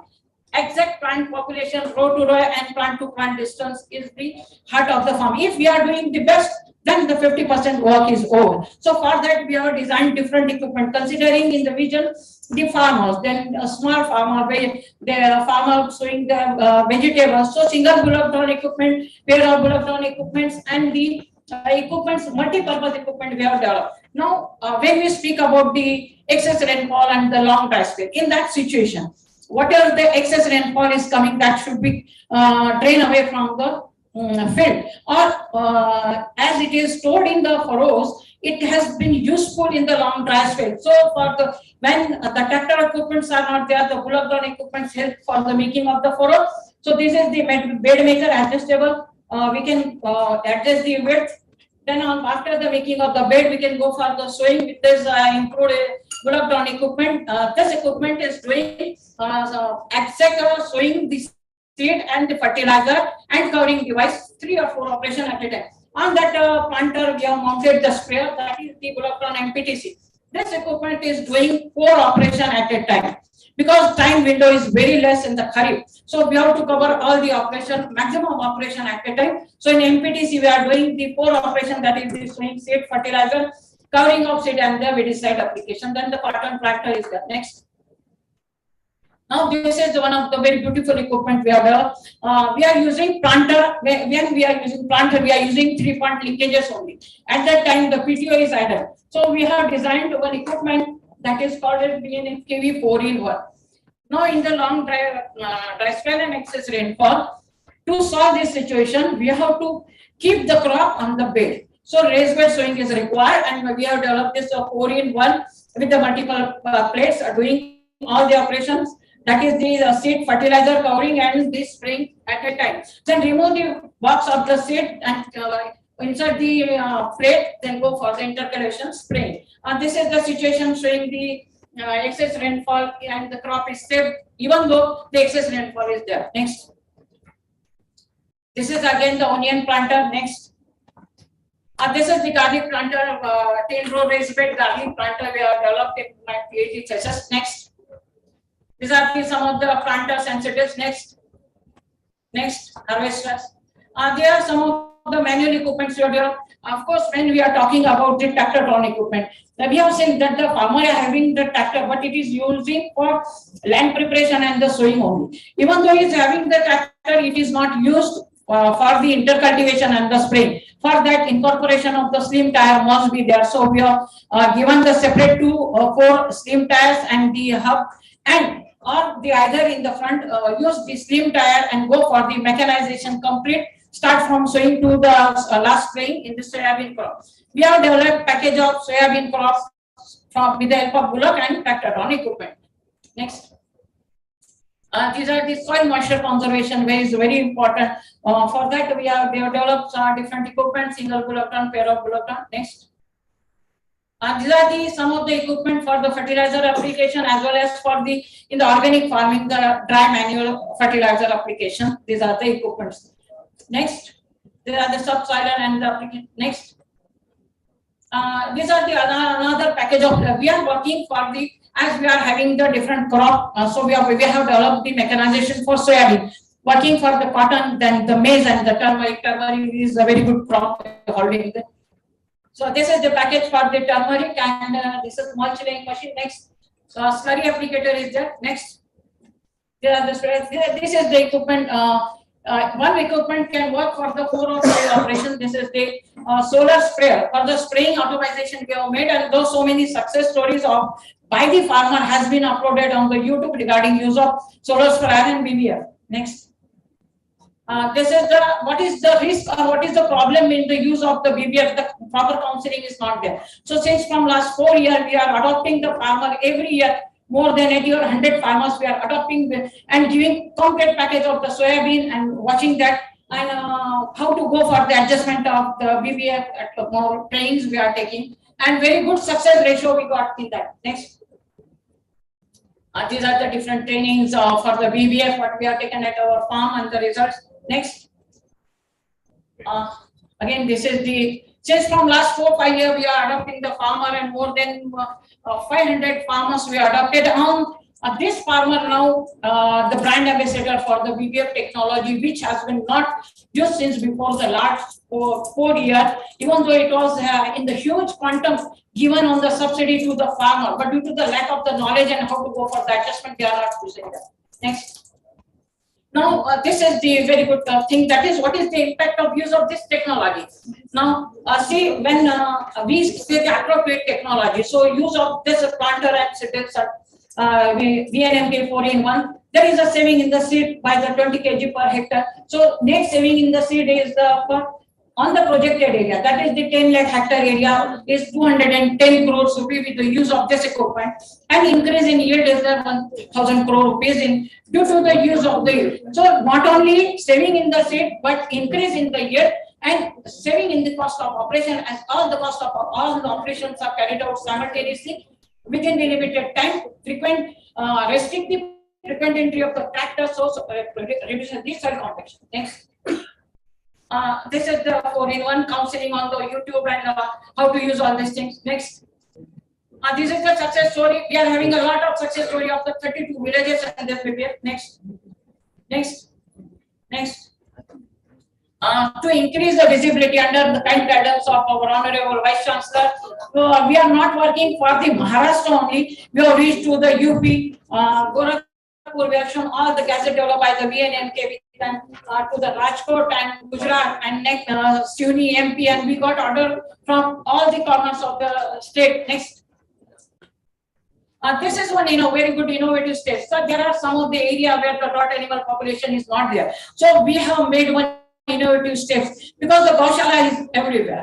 So to end the Gaushala, we have established Gandhishala and we have established Bullock Run Custom Hiring Center. 3 Bullock Run Custom Hiring Center has been established up till now, and this is the success story that they are using very nicely. Their success stories are on the YouTube. Next. This is the farm equipment since from 2016 to 20 we are giving to all the group of the farmers, the beneficiaries. Next. Thank you, Professor Solanki. I think excellent. Personally, I have visited her work, evaluated also under AICRP. Very proud of her work. Professor Indramani, you want to say something? I want to congratulate her. She is a very dedicated and hard-working scientist. My university proud of her and whole agricultural engineering department under the able leadership of Dr. Kote Kalagam and Dr. Engineering. And I want to just say that today she is going to receive a very prestigious award, Prani Mitra Award, Research and Development of Animal Power Machinery, and it is being given by Government of India.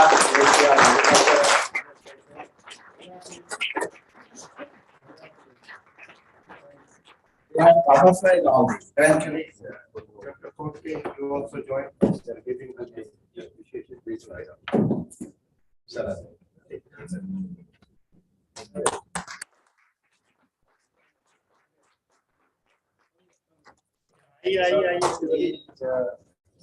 Mr. Solanki. Yes, Dr. Solanki. Can we call it better half? Equal half. Well, we always call ladies as the better half. Why don't we do other way? And he supports. He is faculty also, but he supports. So a lot of share goes to you also. Thank you. Next presentation is Dr. Rangaswamy. Are you ready? Now, we have to be, because you switched the topic, so we have to cut your time. Okay? Huh? It's okay. Take it about 10 minutes, Yeah, okay? yes. Thank you. I'm Rangaswamy. I'm the retired Director of Water Technology Center of Tamil Nadu Agriculture University, Coimbatore. So first of all, I have to thank Dr. Yajendra Singh for giving me this opportunity. Now I'll talk about agriculture and big data. This particular project, it's a concept paper we have been working on, and it's supported by the Planning Commission of Tamil Nadu. So just we have started working. Next. So these are all the things which we know already. So here many crops now, see rice, wheat, pulses, everything. The yield per hectare yield is very low. So 1/5 of the land output is also lost because of storage and other losses, as well as other natural calamities, things like that. So in agribusiness, big data can help. So it help to improve the yield, and again it's the agility or responsiveness of the different machineries, things like that. And again, there's some management risk also we can meet with the big data. In today's world of health and wellness, the commodity risk management is a very big thing, and it's very critical. And big data can be unlocked to make these losses very less, and thereby make our production systems very efficient. Next. So this is the agriculture big data. Just there is available in public data sources. It's available through the research models. and other matter. Then again, we have the data imports from other different agencies, and all these data flow through the analytics pipeline, and we make the improving the farmer decision, and again the advanced research. The research work also can be determined, and this enables improved productivity. Next.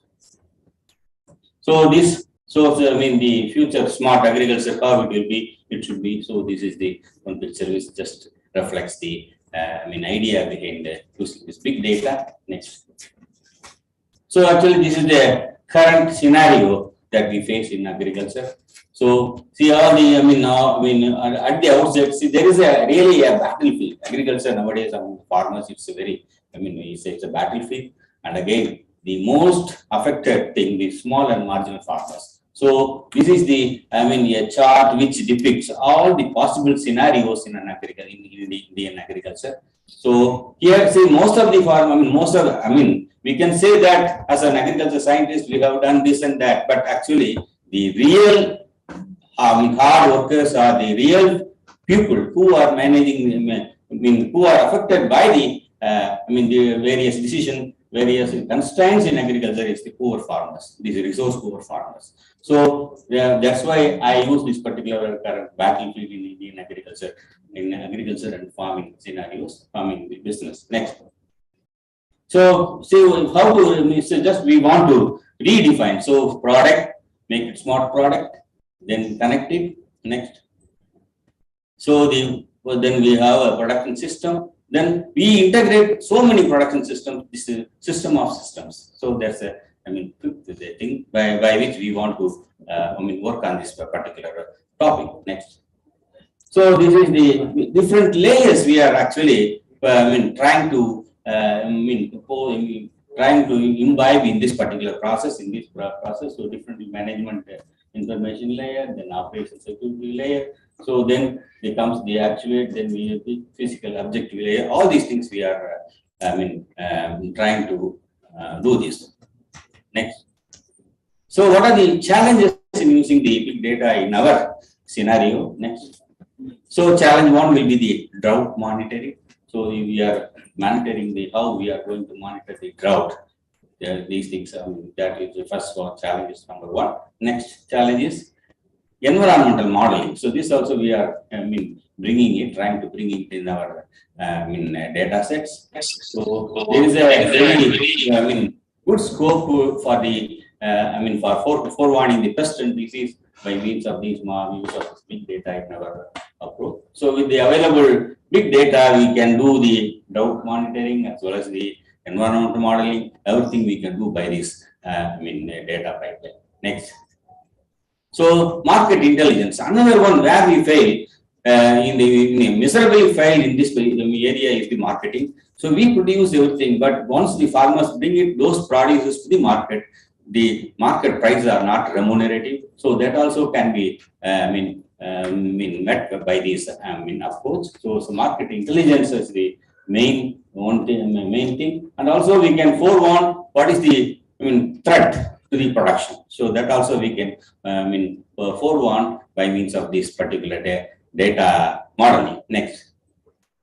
So fourth one is the farm ERPs and agri portals. So this also another one with the rising automation and the access to IT. A variety of decision models are providing automation as well as knowledge and information to the farmers. So this is the thing. Then big data capability helps to integrate the farmers to the agri value chains and other new markets, so that can market the producers and good profits. Next. So EndNote, just I want to highlight. So it's it offers the tremendous hope in Indian agriculture. However, the implementation is likely to be very bumpy. So naturally, we need to collect quality data. That's a very essential to this approach to succeed. So big data has got the high potential to create a technological sea change in agriculture. Then the technology may change the the balance of power in agri-food value chain towards the farmers. Nowadays, it is loaded against the farmers. By means of this data analysis, in course of time, the balance of power will shift to the farmers. Thereby, the agriculture can be made profitable. That's it. Thank you. Thank you. So this is only a concept paper. If you have anything, I mean, any idea to be incorporated, we are very well. We'll be happy to Thank you, Dr. Rangasan. Is there because the big data is really a big issue nowadays, and we all talk about it, but we don't have that data. We have very limited data, so we all have to contribute towards building of a data bank. So we can use, because being used for every artificial intelligence application, you need a big data. So and big data science is becoming a very hot specialization in future. So I like anybody, yes. Hello, we have the young scientists and the students from different disciplines, right, from agronomy, physiology, engineering and all. So big data, can you explain one short example, what big data, because many it's varied field, the participants are from varied fields. Yeah. So just one example. So just and anybody can work on big data, it is not a computer related work, right? So that you just explain please. Yeah, it's very simple. So just to say, for example, you have a farm, you just identify a particular farm. So the farm do have its own soil and water resources. What are the water resources available there? The temperature, climate, everything you do have. So to that particular farm, suppose if I choose a particular crop, say for example, if I choose rice. So that particular farm, whether it is suitable to grow rice or not. So this some sort of decision support systems we are developing by means of this big data. Big data is nothing, just we are collecting all the data which are applicable to a particular piece of land or particular place. That's it. It does not mean it's not a big thing. So whatever that we do have everything. But only thing is we have to we collect those data and use it for our purpose. That's it. Okay. I would like to add something technically to that. Big data, what is data? Database, automatically all of to keep your, let's say, address book, you keep the name, things like that. Whatever your bank book also you can maintain everything. That's a database. You must have heard SQL statement, what we studied. A big data is too much data is there to store. That's the only difference technically. So you have, for example, if you know Oracle, if you heard about database management, all the IT guys getting job in database. So these are all just tables, different tables, collection of tables is called a database. Okay. Now, big data means, for example, a plant. You take a photograph of a plant. It's a huge, a photograph contains so much of pixels that has to be stored. So how to store is algorithms, the collection of algorithms. So big data has got. So different methods of analysis of the data is big data. But in agriculture concept, it's already started using, for example, you want to see a photo of a plant and identify what disease has come. So these type of things are very useful. People are trying, for example, to identify the disease automatically, because disease normally you get to know only 15 days after its first infection. None of the disease immediately when it affects it. The first one is gone, then only you find out. So, but this big data will help.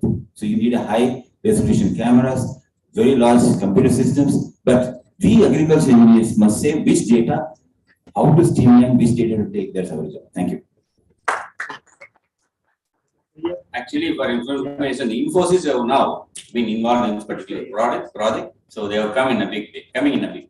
That's it. Thank you. Dr. Syed, can you honor Dr. Rangasan? Yes. Who's senior? Who's junior? Actually, he's senior to me. Yeah, 1 year senior to me. Even by birth, even by birth. Okay, please. Thank you very much. I think we have a big team from TNEU. Can we give a big hand? Very quietly managing all the system here, sitting in the corner. Okay, thank you. Thank you. The next presentation is from Mr. Kajima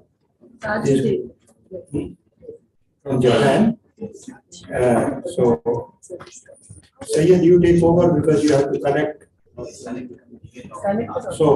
Mr. Tajima, can you introduce yourself first and then make your presentation, please? Are you ready?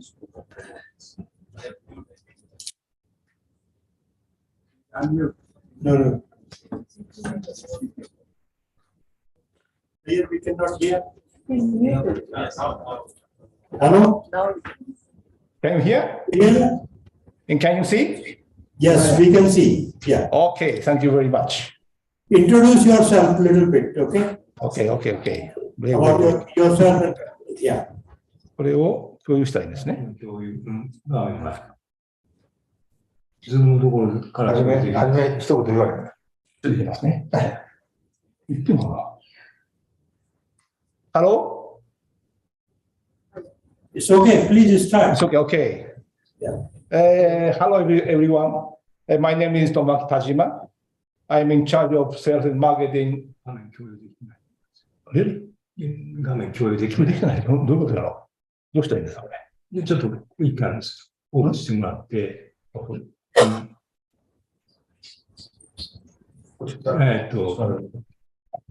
のプレゼンテーションをオフしてもらって、さっき共有してこられると、It is okay, we can see you. You can see? Can you see? We can hear you, we can see you. Yeah, okay. In also presentation, can you see? No. Yeah, that you have to share your presentation. Yes. 今、これは、消していいですよ。これはいいですか？とりあえず。この画面共有したいですね。あ、これでいいか。共有。これでできてると。Very good. Okay. Presentation. Good. Very sorry to make you trouble. My name is Tomaki Tajima. I'm in charge of sales and marketing for AgriRobot at Sahabe Hikai Ltd. We are participating today from Osaka, Japan. Before making my presentation, I would like to introduce our people here in present. First of all, our CEO, Mr. Minohara. Okay. Thank you very much for your invitation for this symposium. Okay. And Mr. Shimada, he is a technical group manager. Yes, thank you. Okay. Go. It's okay? Yes, go ahead, please. Okay. So we are very honored to have the opportunity to introduce our graphing machine to everyone at this symposium today. Thank you very much. And also we would like to express our special gratitude to Dr. Indra Manisan for giving us this valuable opportunity. Before, I already introduced our people here in Osaka, Japan. Well,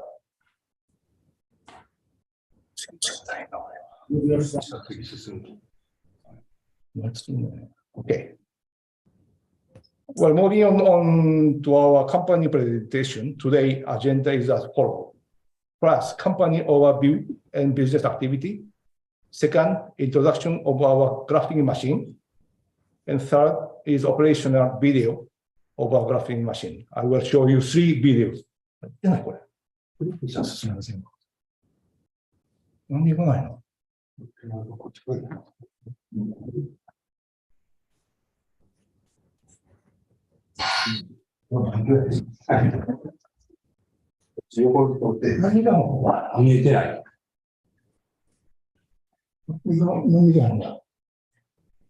この画面やりますか？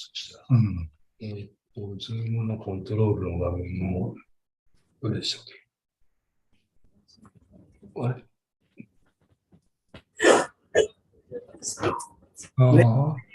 れ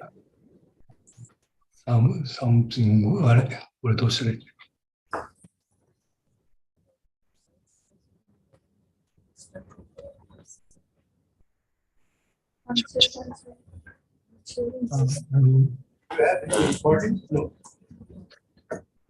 なんでこのトラブルが発生するの？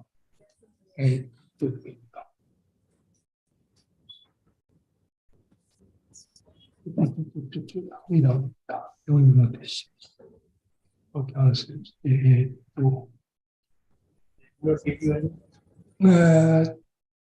りあえず今日、新しい人に新しい人にこの画面を共有したらいいと思います。On the presentation, now you can run this. Yes, we can see this also, no problem. No need to maximize like this. For your patient. I will just move this. 共有しておいて、この画面全体を Yes, it's okay. 変わってない。Okay. Are you seeing this today's agenda? Yeah. Really? 似てるじゃない？似てるんかな。Okay. スライドショーが。It's okay, it's fine. Now we are showing our company overview. Can you see? Yes. Yes. Yes. You are seeing company overview. You go ahead. Okay. Forward. Yes. First of all, I would like to introduce our company overview. Company name is Ch.Sambhajinagar Ltd. Our company was founded in 1921. It means having a long history of over 100 years activity. Our head office is located in Osaka, Japan, with a branch office in Tokyo, Hiroshima, Chennai, India, and Beijing, China.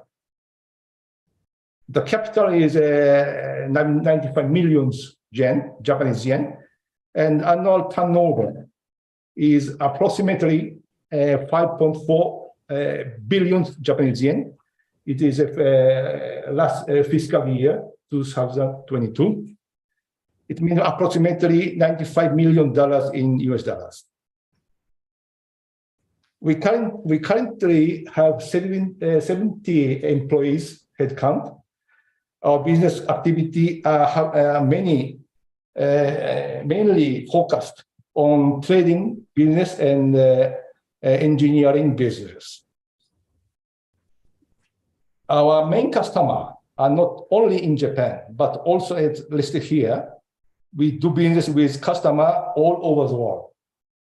We also we are selling grafting machine actually, not only in Japan, but also for the seedling company around the world. For your information, we also deliver our grafting machine to Parbhani University in India this year. Well, as for business activity, as you can see here in our screen, as I have already mentioned before, trading business and engineering business are the core of our company.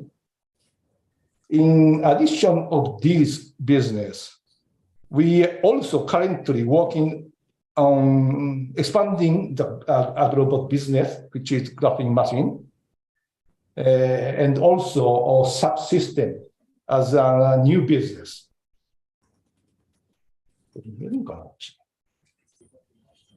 Are you showing this screen that I'm explanation of business activity? Yes. Yes, go ahead, continue. Okay. Onto the technologies, yeah. Yes, next I would like to introduce our grafting machine. This is an exterior photo of the Solanacea grafting machine, which is currently on sale. This grafting machine can be useful and contribute to the seedling business by automating the manual grafting process as shown below. As you can see here, production process of grafted plants is starting from sowing, then germination and raising of scion and loop stops. Yes.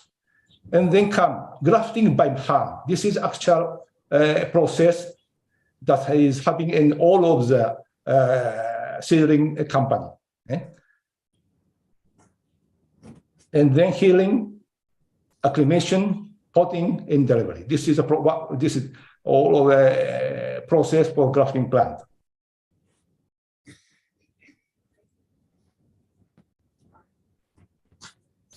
So our objective is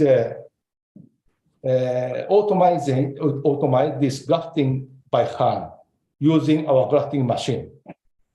And our grafting machine can be expected to reduce hard work, improve production volume, reduce labor cost, and stabilization of grafting quality, etc., etc. We believe that this will lead to the automation and modernization of agriculture. This is aim of our company using our grafting machine. Next, I will briefly explain the specification of our grafting machine. The size of the main unit is very compact with 70 centimeters of width, 60 centimeters of depth, and 60 centimeters of height. It weighs only 35 kilograms, making it light and easy to carry. The stem diameter can cover a wide range from 1.7 millimeters to 2.8 millimeters. We are using special developed clips that can be supplied in 3 types, depending on the stem diameter. It can graft more than 300 plants per hour or more.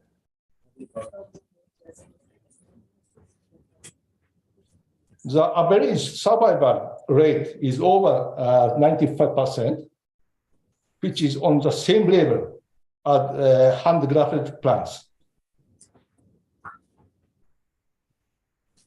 Well, the benefit of a grafting machine can be highlighted as follows.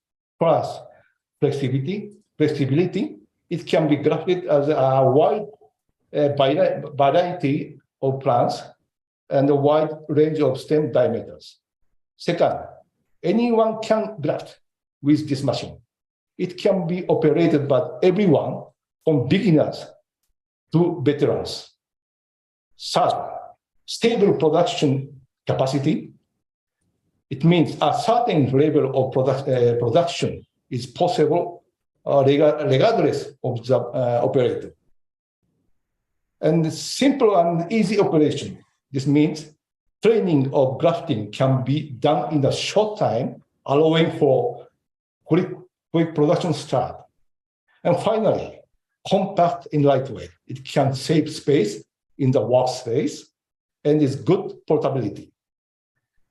These benefits will lead to improved productivity and stronger competitiveness. These are benefits of using our grafting machine. Okay, here I would like to show our operational video, how it's working in the field. We'll show 3 videos.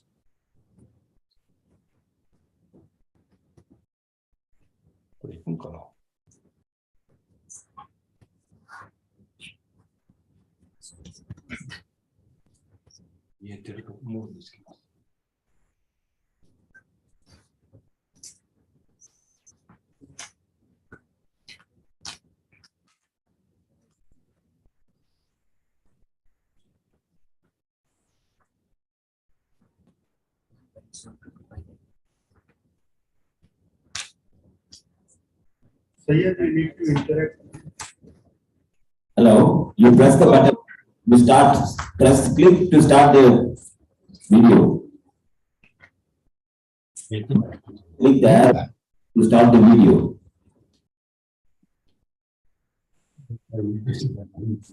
Up click करो. Sorry, I'm sorry. You click the comment on that. You have to speak Japanese. Are you saying? I'm not seeing the video. You have to click, you will play the video. I'm seeing the video screen. So you press play. It is in pause mode.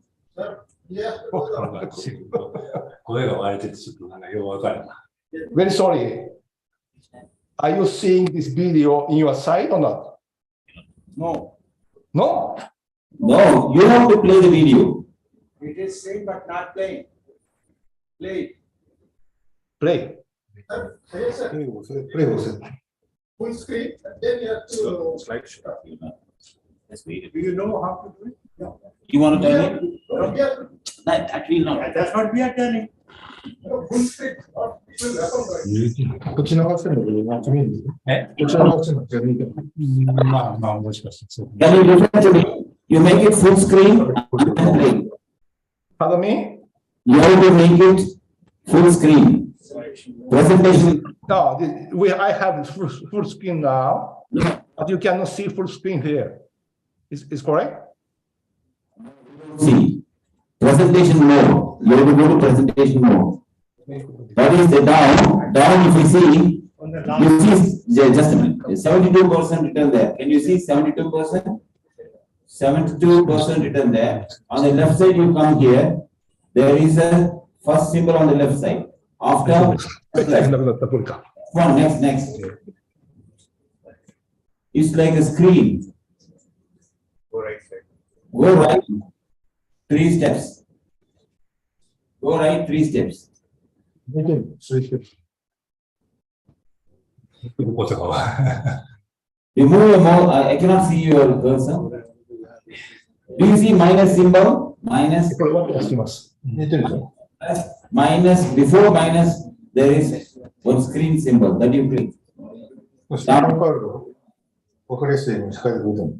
Bottom line. And my question is, can you see this movie in your side or not? No, we cannot see the movie. You have to play it in full screen, which means in your screen you see. No, I have here in on full screen mode. No, you are running in a different window. You are running probably in a different window. Now you go to Zoom, stop sharing. Zoom, stop sharing.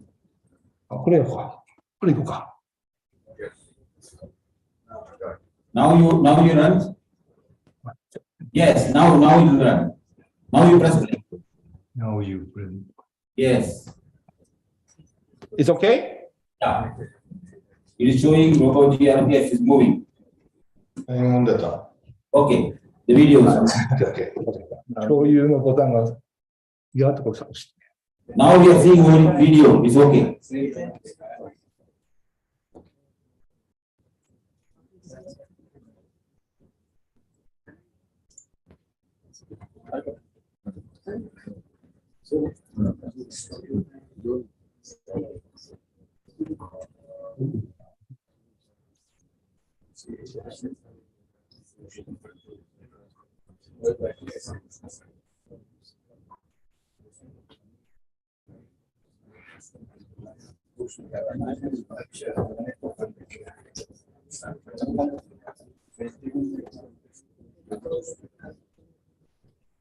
Okay, this is my first video that I would like to see you now, and I have more 2 videos.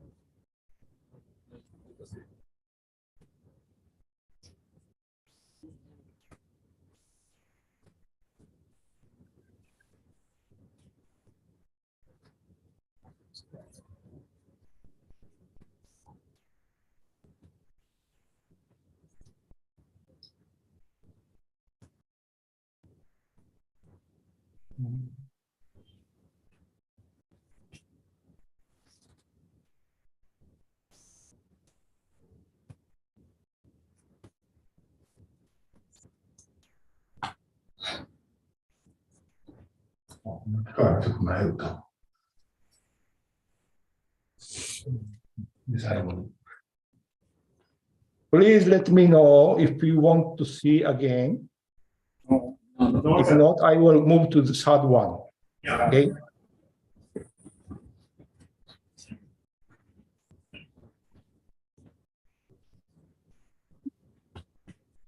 This video is one of the videos that this is application of 3 machines with 1 conveyor, which can increase the grafting volume by more than 30%. Play. 左上なんですか。いや、そうですね。そうですね。これで。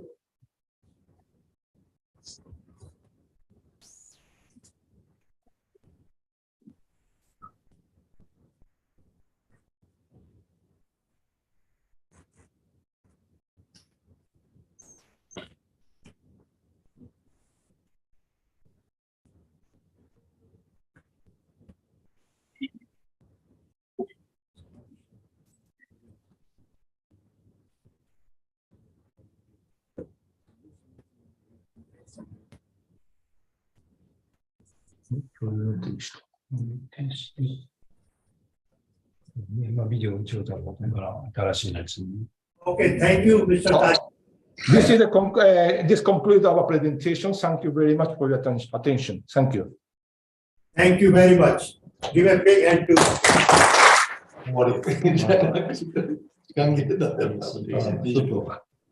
Really going through the automation technology. Huh?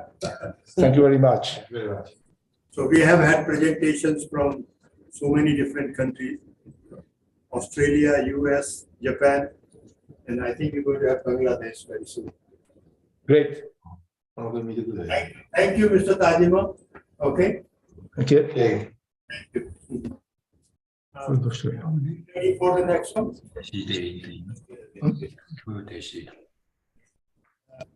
If anybody has a quick question, I think Dr. Everybody can answer. Because he showed.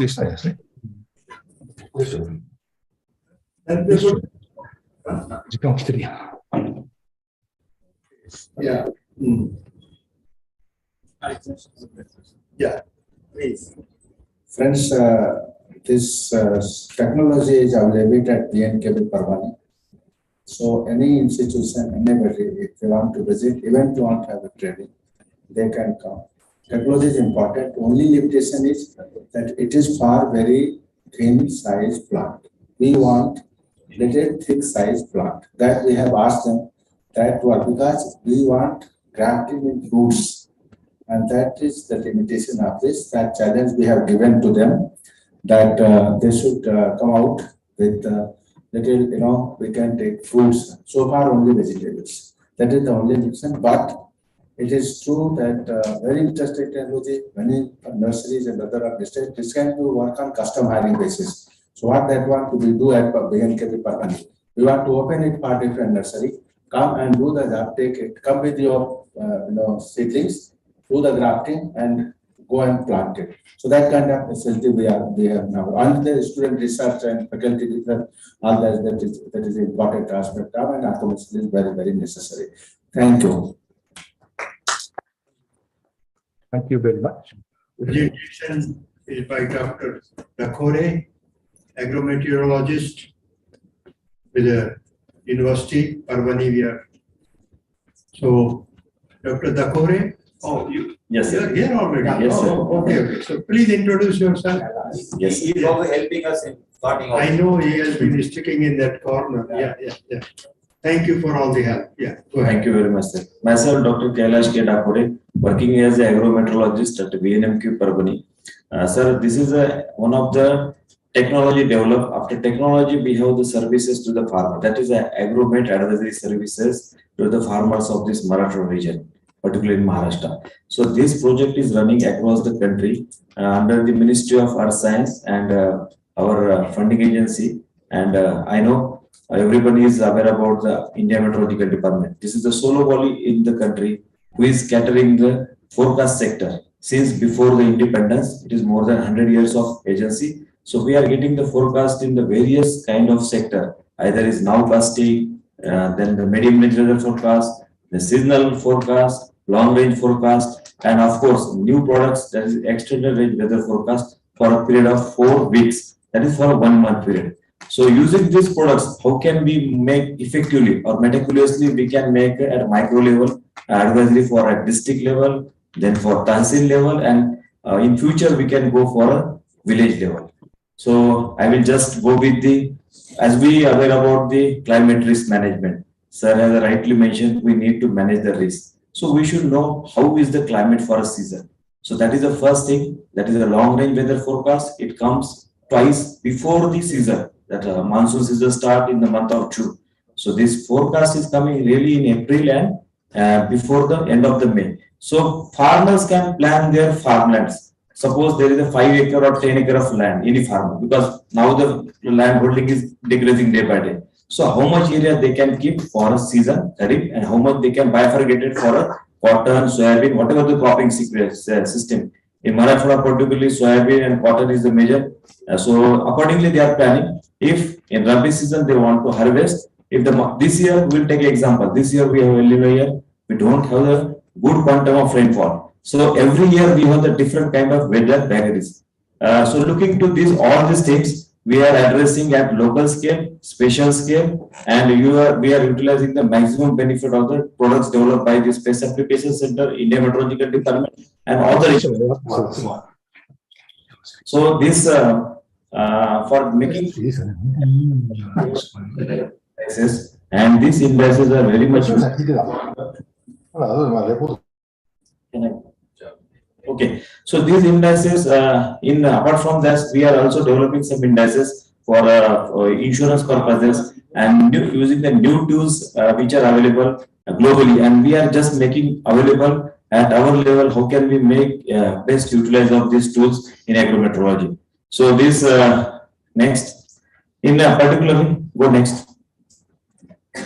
So why we are addressing this issue? As we know, we are just near the equator, above the equator, and throughout here we have very good sunshine hours because we are in process to harvest the natural light also. For yesterday, Dr. Professor mentioned new technology. How can we use similar ways in the forecasting sector? Because it is a tough, challenging job for the forecaster to forecast accurately in the Indian subcontinent, as we have all kind of climatic condition in our country. So globally, as a layman, everyone say Western country, European country, they can forecast very rightly because if they have the forecast, we can go. But I will tell our Indian forecast is very right, and I will show in next slides, coming slides. So how this jump was taken? It was not taken in a few years. It take a long time to come with a good forecast. So looking toward the yield deciding factors. So weather and climate are major factors, and if we are not weather wise, otherwise not wise,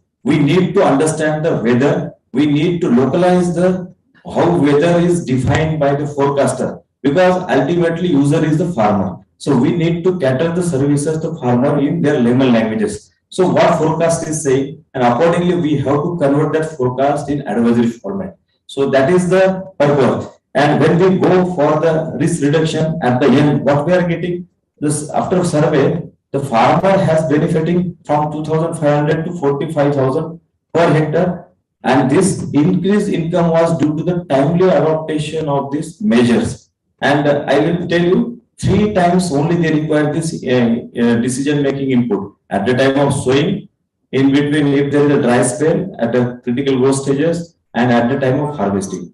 If they achieve if they implement this information correctly, definitely they will reduce their risk. Next. So how we are preparing this advisory? Actually, at the center of this, our university, we have this project that is called an Agriculture Meteorology Field Unit.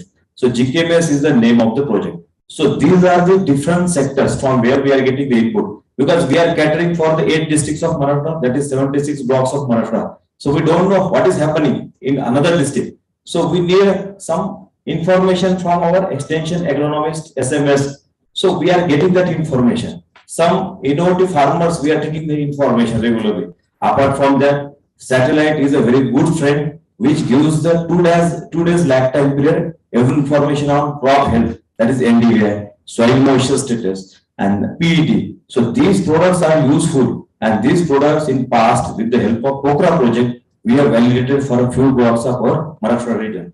So we are very confident either abiotic stress or biotic stress is happening in which quarter of our 8 districts. So using these products, sir, we are going for the information, because we need to prepare what was the past weather.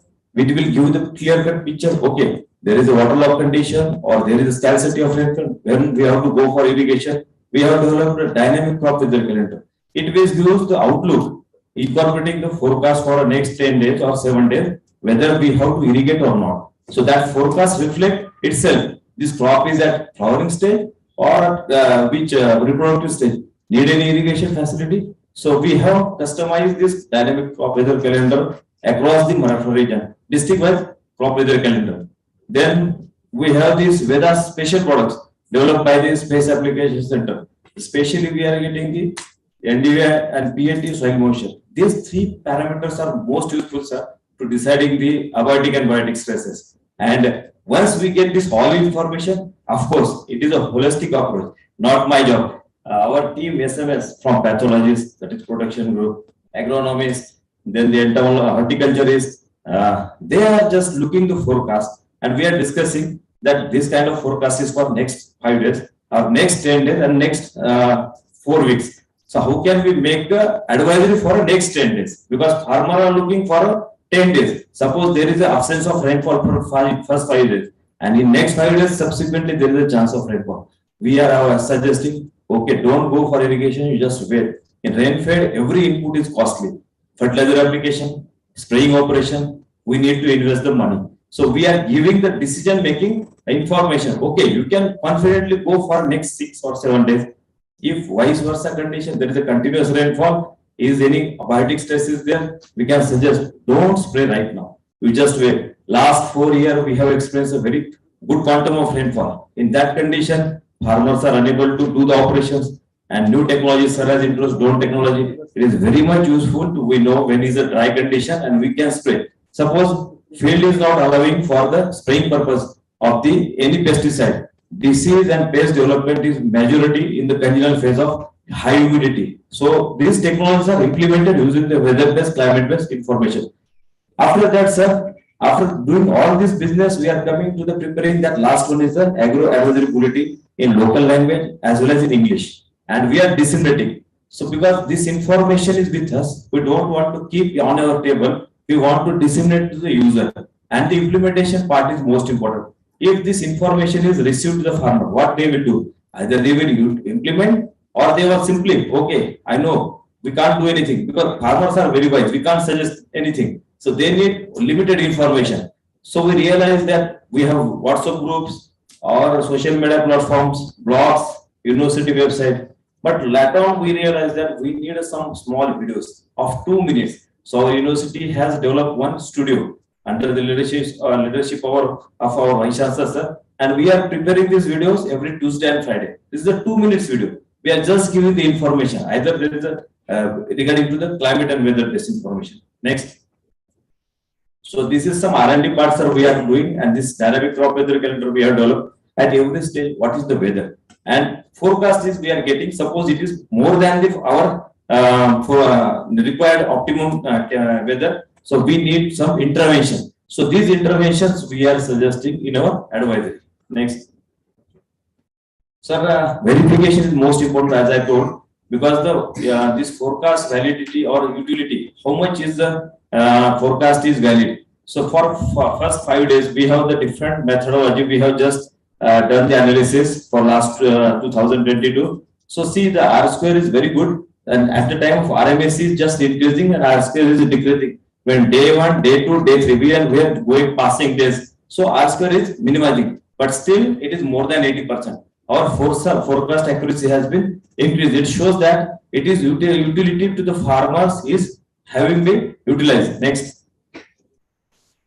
This is also some interesting results we got, sir. So we are getting regularly weekly seasonal feedback from the farmers.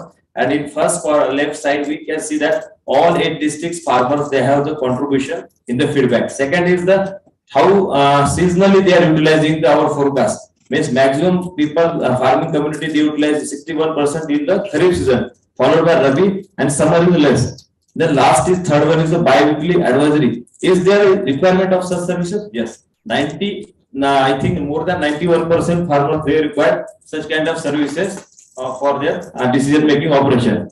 Either this is useful for farm operations. Yes, we have categorized operations: sowing, planting, irrigation, fertilizer, spraying, and harvesting. Maximum time is the sowing. First risk management at the sowing time. Then if there is a dry spell, they have the irrigation. That is a 62%. Yes, rainfed is another risk. It is a costly input. So maximum after the sowing is the 66%.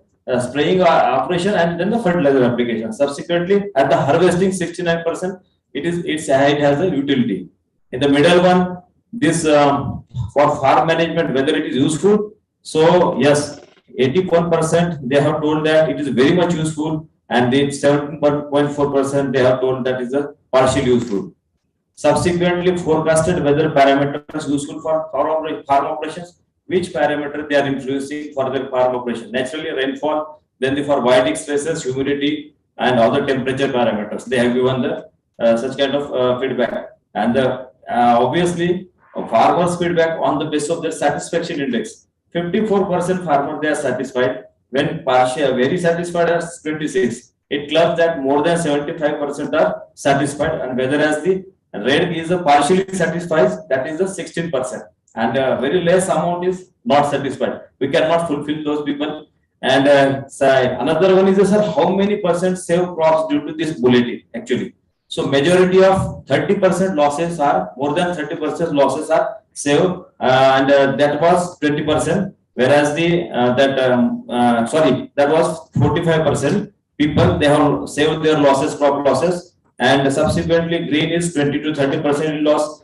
They have saved. Again, in orange is having the 10 to 20%, and economic benefit of this bulletin comes under the more than 50,000, 26%. Again, 23% is 5,000 to 10,000. So likewise, every sector, they have saved the amount using this agro advisory services. So in future, next we need to come with some new products. Next, new products which are suitable. So we have published some papers to know our success stories.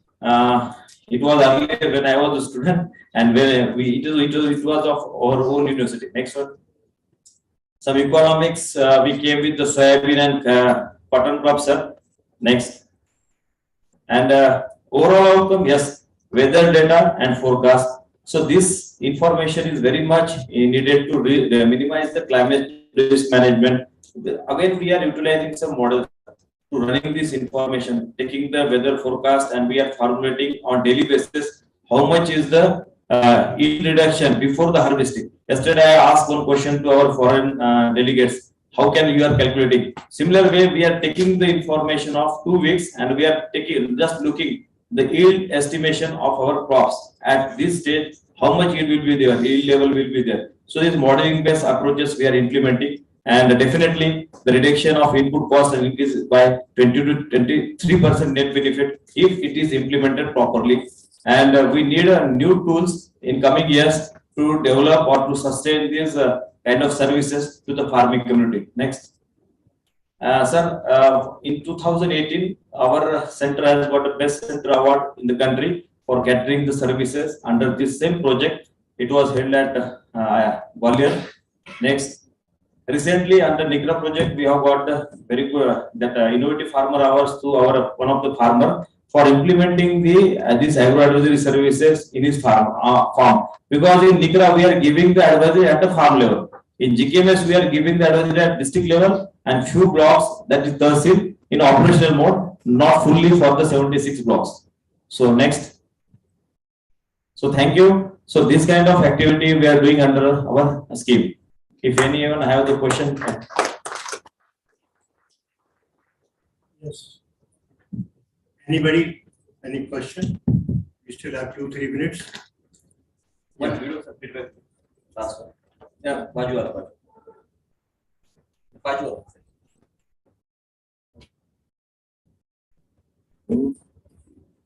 No.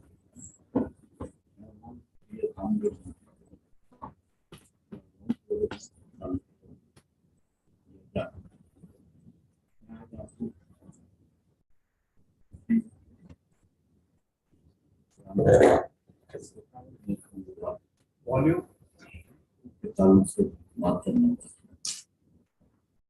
ग्रामीण कृषि मौसम सेवा विभाग बहुत अच्छा काम कर रहा है, टाइम टू टाइम मौसम की।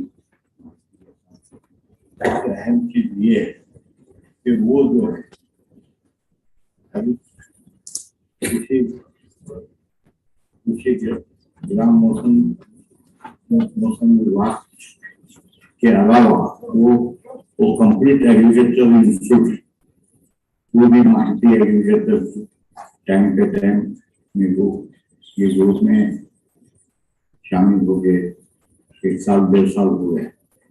मैं जब से पूरा अवगत करूँ कि टाइम टू टाइम मौसम के ताल्लुक से मालूमात, और सबसे अहम चीज ये शेतकरी का जो रिक्वायरमेंट रहता है एग्रीकल्चर माहिती के लिहाज से, वो माहिती टाइम टू टाइम डॉक्टर साहब और जो भी इससे इस खाते के जो मेंबर्स है वो बिल्कुल अपना काम ईमानदारी से और ऑनेस्टली कर रहे हैं, जिससे ग्रुप को तो फायदा होता ही होता है। मैं ग्रुप के साथ कैसा होता है, मैं हूँ, मेरे ये खेत में, तो मैं अपने अतराफ के खेतों के साथ ये चीज डिस्कस करता हूँ, तो बहुत अच्छा काम हुआ है। और ये काम ऐसी जो है मालूमात क्षेत्र को मिल रहे हैं, जो बहुत बड़ी बात है। खासतौर पे जो जितने भी रिक्वायरमेंट है, जैसा इंसेक्टिसाइड की मालूमात, पेस्टिसाइड की मालूमात, वीडिसाइड की मालूमात, फर्टिलाइजर डोज, यानी पूरा चार्ट जो वीकली एक चार्ट आता है, वो चार्ट में कंप्लीट ये मालूमात होते हैं। इस तरीके से ये जो मौसम विभाग काम कर रहा है, उसके साथ साथ एग्रीकल्चर की जो माहिती वो कर रहा है। Anybody from the audience, quick question? Otherwise we go. You should have included, the conference of farmers and government you are having. And a number of papers have given that analysis, newspapers. Okay. That what is the acceptability of your information? Because that certify your claims. Okay. And second thing, that sir, just to inform you that based on this, all of you that we are basically based on this information, we are doing one activity every Tuesday, fixed time, online. All the, we have opening for Hula Paratwala, state government people, farmers, all join, and entomology team, because this, the information mighty which he is giving is basically controlling the how the seed, this insect pest dynamics is also influenced by it. So a lot of this is government gave this, they wanted that you keep information to also from June onwards continuously every Tuesday. And all the farmers, most of the farmers and government officials, Shastra, so we have given it Shetkari Shastra Sambhaj. And that is very popular in Marathwada, and many farmers are using this. So this is, and this center is kudos to you and your whole team that this center is doing very good work. Thank you. Sir. Yes, sir.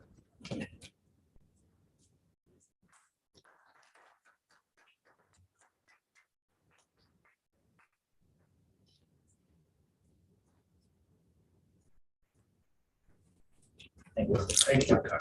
Thank you. The next presentation is by Dr. Manjur Alam. He's you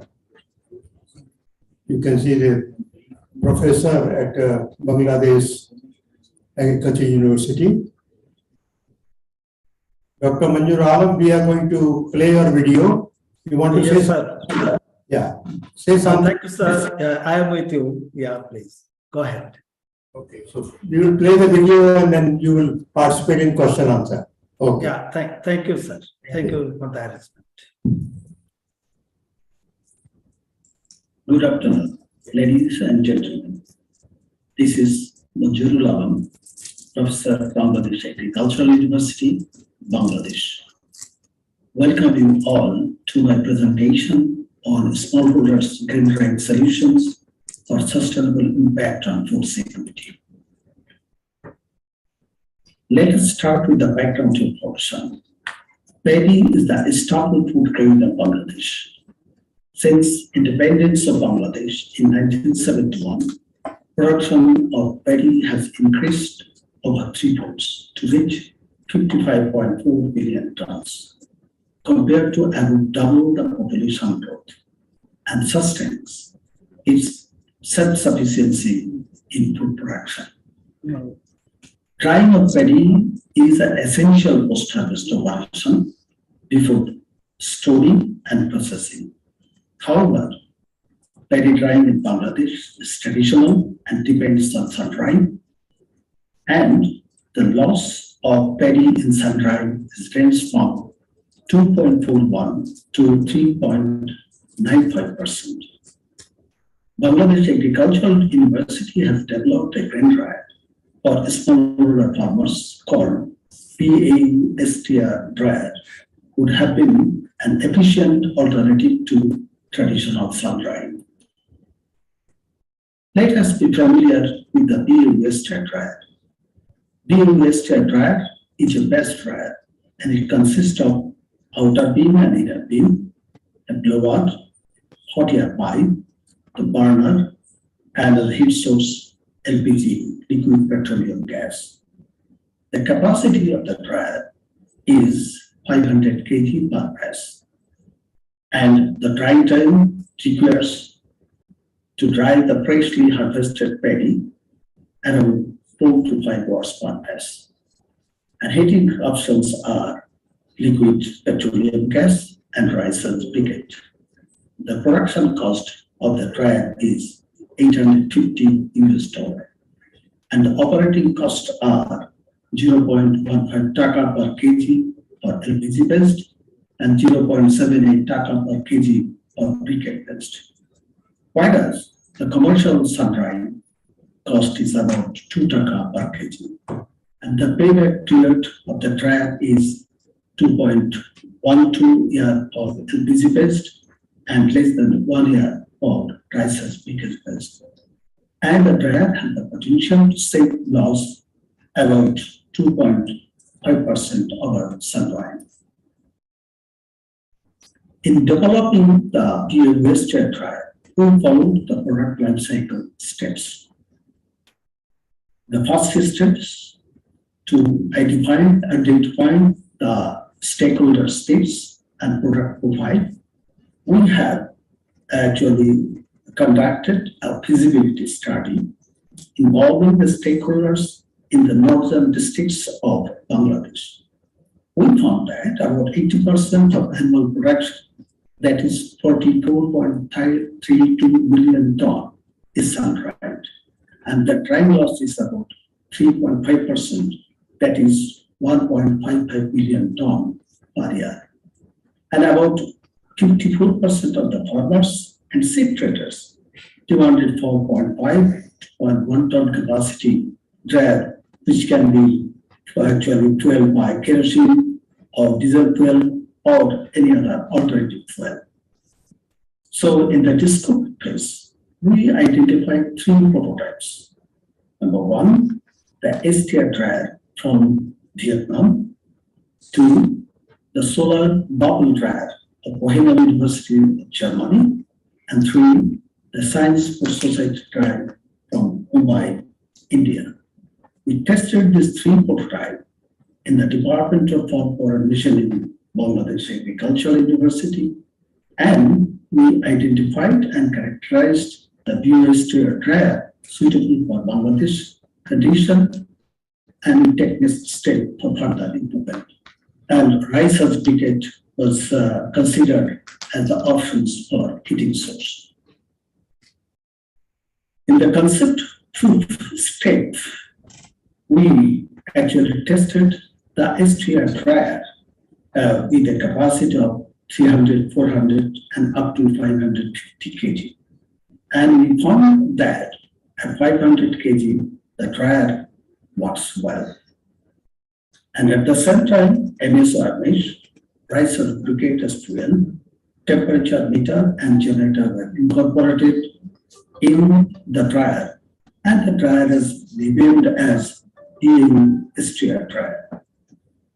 In the step of validation, the BU-STR dryer have been tested at farmers field, especially in the northern and southern districts of Bangladesh, and 2 distinct rice production harvesting season, Abu and Bo.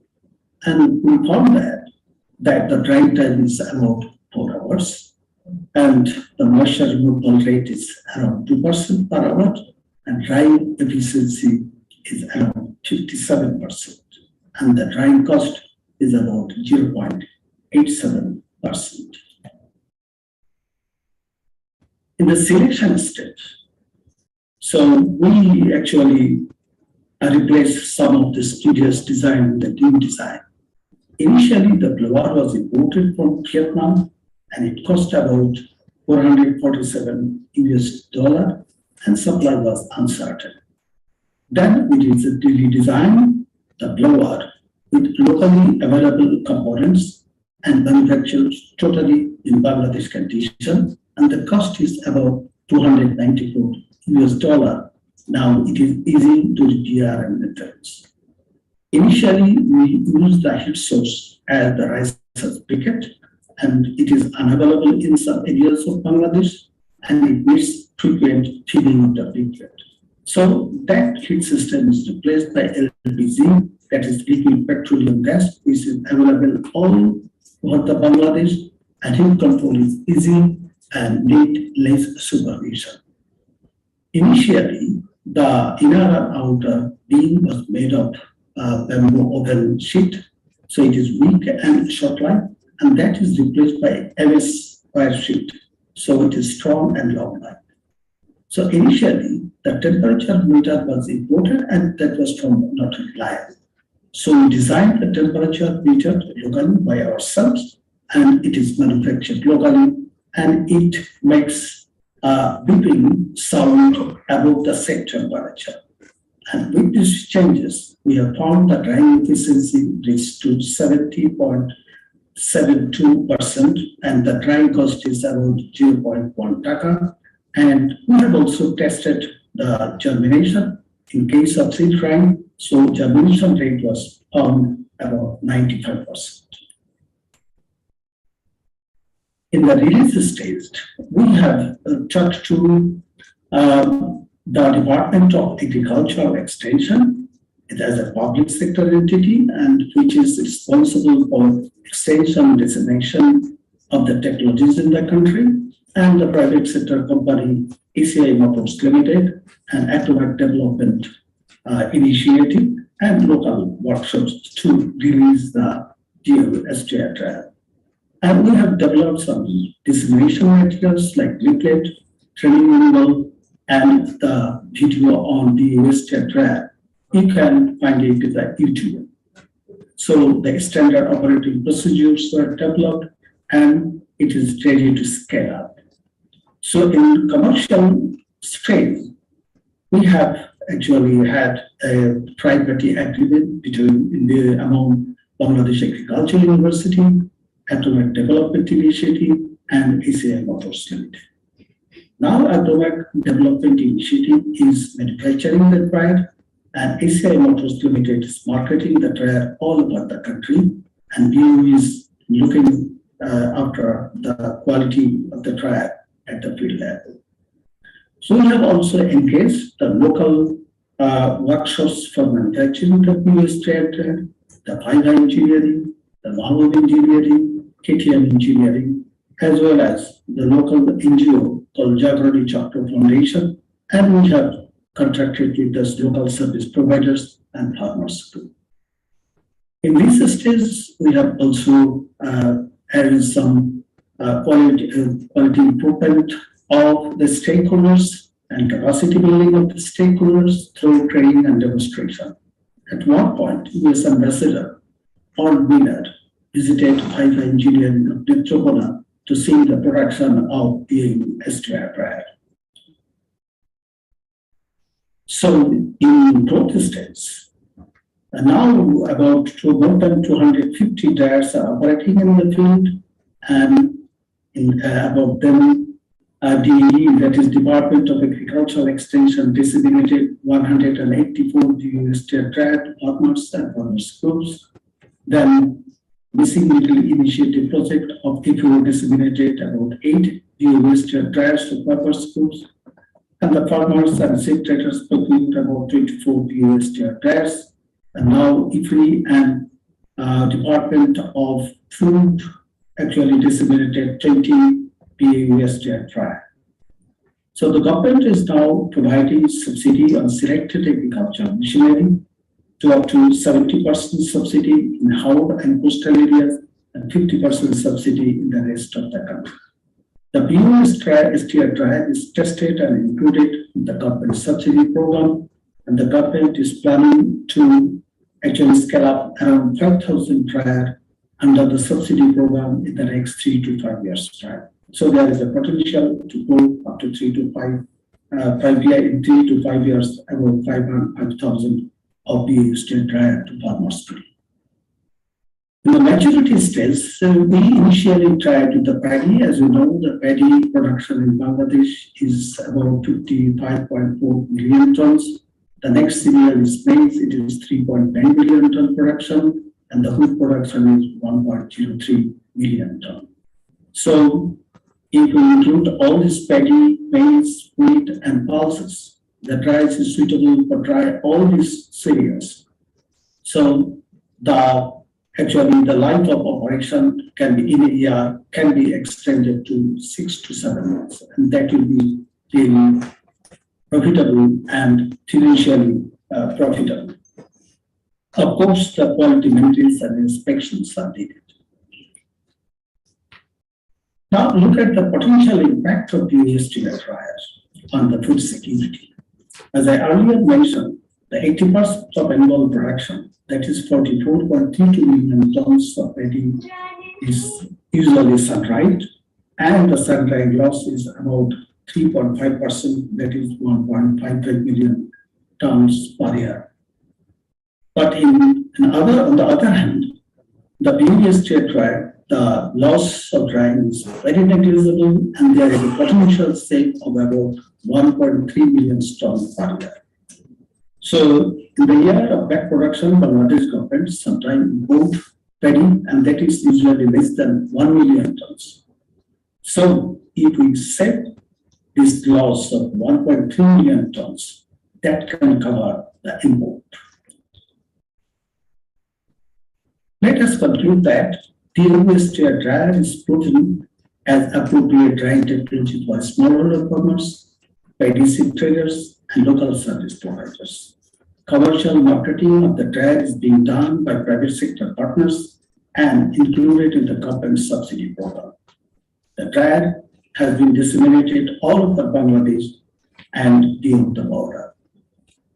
Capacity and awareness building of the stakeholders are necessary for adopting the PAUSTR dryer as an appropriate drying solution at farmers sea traders, and local service providers level to reduce post-harvest losses and secure food security of the millions. I'd like to acknowledge the Future USA for financing this particular project and Kansas State University, Indian Institute of University of Illinois, Department of Agricultural Extension, ACI Motors Limited, ADI, that is Economic Development Initiative, and albeit my alma mater, Bangladesh Agricultural University, to provide full support for this program. I also like to thank the Asian Society of Agricultural Engineers to giving me that opportunity to present in this August world. Thank you very much for patient hearing. Thank you. Thank you, Dr. Manjur Alam. It was very clear. I think we had a clear sound and good picture. Anybody has a quick question? I have visited this in Bangladesh, also demonstration at University of Illinois in US. So this dryer is very cheap. It's very simple to make. Everything is available. And somehow in India, we try few places, but maybe Sayyad has some experience. Huh? Yeah. Actually, 1.5 years back, I gave it to somebody in Chennai to make the dryer. I funded also, but I knew it. I given all the measurement, temperature, everything. But I think the guy was hesitant to make a blower, whatever the blower, the capacity was less. He was using exhaust. So there was a problem, but we continued with another one of our member. He's making a similar, same principle, but a bigger one with automatic loading and unloading. So just say 2 lines. Yeah, maybe you can tell what you're doing to Dr. Anwar Alam and he can help you in case you need. Good afternoon, sir. Little louder, closer. Closer. What I have tried. Closer. Yeah, please. What I have tried is a recycling type of process whereby the paddy is being recycled, brought back into the bin so that the heating is uniform. And the capacity is around 1.25 tons. And I have used rather combustion, not a combustion one, like wood gasifier system. So which is cost effective as well as no emission, carbon emission. Yeah, what we actually understand that we need to collaborate each other so we can learn from each other. This is this platform can actually offer peace among us. So what this is the dryer called the BUS dryer. This is for smallholder farmers, but we have designed a larger capacity dryer of 16 crop capacity for the rice mills. You know, there are about 15,500 of rice mills. We call this major rice mills. Initially, they used, the concrete drying floor, and the sun drying is the usual practice. So the full capacity of those industries, they cannot use it. So we have designed a dryer for that. So it is totally automated, and a particular dryer can actually handle the parboil and the aromatic rice. So all sorts of actually the drying chain we are working. So I think the collaboration between Bangladesh and India and some Asian countries, so that can help us all. Thank you. Thank you for patience there. Thank you, Professor Manjur Alam. Anybody else? A quick question? Otherwise, we move to next. Thank you very much. Okay, thank you, sir. Yeah. Thank you. Now the next is Bharat.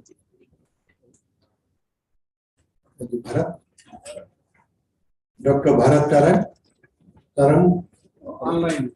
Oh, online. Okay. Hello, am I audible? Okay. He's from Tezpur University. Okay. In North Yes. East. Yeah.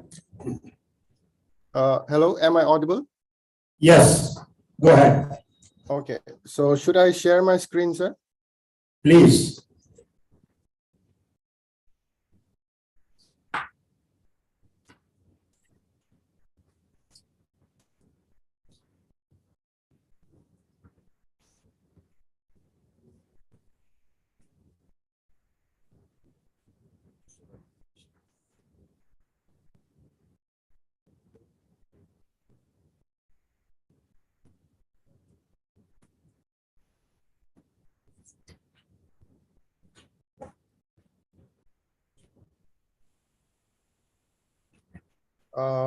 Is it visible?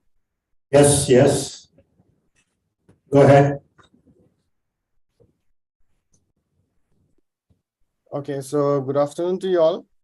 Thank you, Dr. Smile, for giving me this opportunity to present my work online. My name is Bharat Terang. I'm from the Department of Energy, Tezpur University. I'm a PhD student. So the topic of presentation is enhancing solar irrigation with electric vehicle charging integration, a GIS-based framework. So, sorry.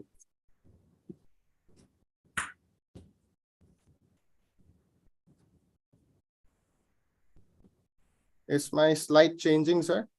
Yes. Okay, so You have the first slide already, yeah.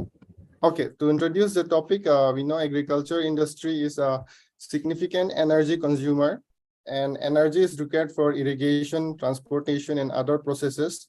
So with this regards, GIS technology provides a valuable tool for mapping the energy demands in agriculture, providing valuable information for decision makers and stakeholders.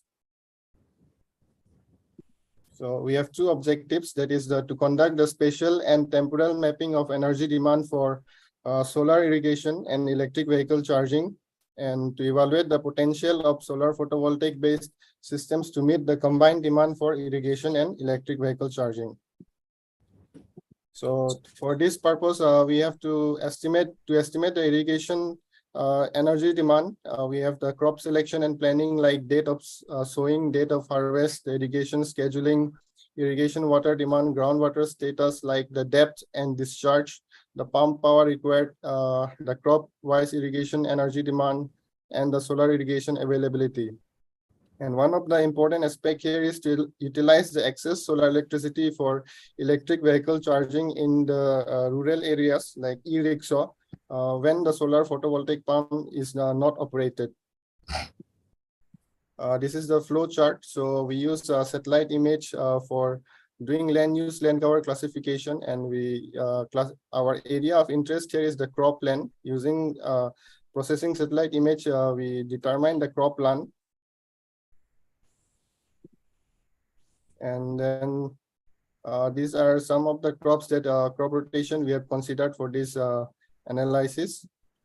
And this is the method we use to calculate the water requirements using a standard volumetric method.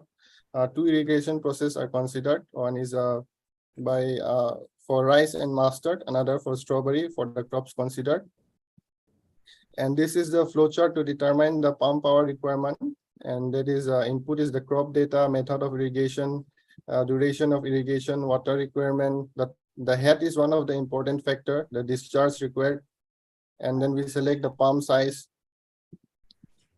And for the results, we have, this is the study area that is selected, the Sonitpur district of Assam. Using GIS, we have mapped this. And using land use, land cover classification, the crop area is determined for the study area. And if once we know the crop area, we can determine the irrigation energy requirement. And once the irrigation energy requirement is determined, we can also have the information of solar energy availability in the area. And using administrative boundaries like village area, the classification of cropland is attributed to the shape files of the villages, so that we understand each village has how much of cropland and how much is the irrigation demand, the village wise, the energy requirement. And this is another attributes we have added, the road network. So to understand that where the electric vehicles like e-rickshaws can operate and is accessible for the cropland area where solar irrigation systems can be installed, and it is so that it is near to the road network. And we have development block-wise the solar irrigation solar energy availability. And for electric vehicle charging infrastructure design, the consideration of the local EV population can be considered. The future growth projections determine the charging points, the infrastructure. And another option is using smart grid integration, so that when solar is not available, we can draw the power from the grid, and that can be integrated for charging electric vehicles, and the grid connectivity and the backup options. And as evaluation, community awareness, and engagement is one of the important factors. So to conclude, we have GIS technology enhances our understanding of energy demands in agriculture, and accessing the solar energy potential in the region reveals a promising opportunity for clean energy adoption in the region, and the integration of excess solar energy into electric vehicle charging infrastructure. Road network analysis also ensures the electric vehicle charging sites are strategically located for practical and accessible use, and the research contributes to the promotion of renewable energy adoption in agriculture. And by optimizing the energy use and promoting environmental conservation, this study aligns with broader goals of energy efficiency and sustainable in the region. Thank you. Thank you, sir. Thank you very much. Any question to Dr. Tara? Bharat Tara? Anybody? Looks like we are all saturated. Huh? I have one comment. Yes, please. Yes, today is a very good, interesting idea. Today only I read about the solar pumping. It's underutilized actually. Water pumping. It's a very good idea for EV charging. Yes. So that it's excellent. Today only I read about 30%, 18% Tamil Nadu has done. There are, I think, the article I shared in our group. So it's an excellent idea. Wish you all the good. Thank you, sir. Thank you so much.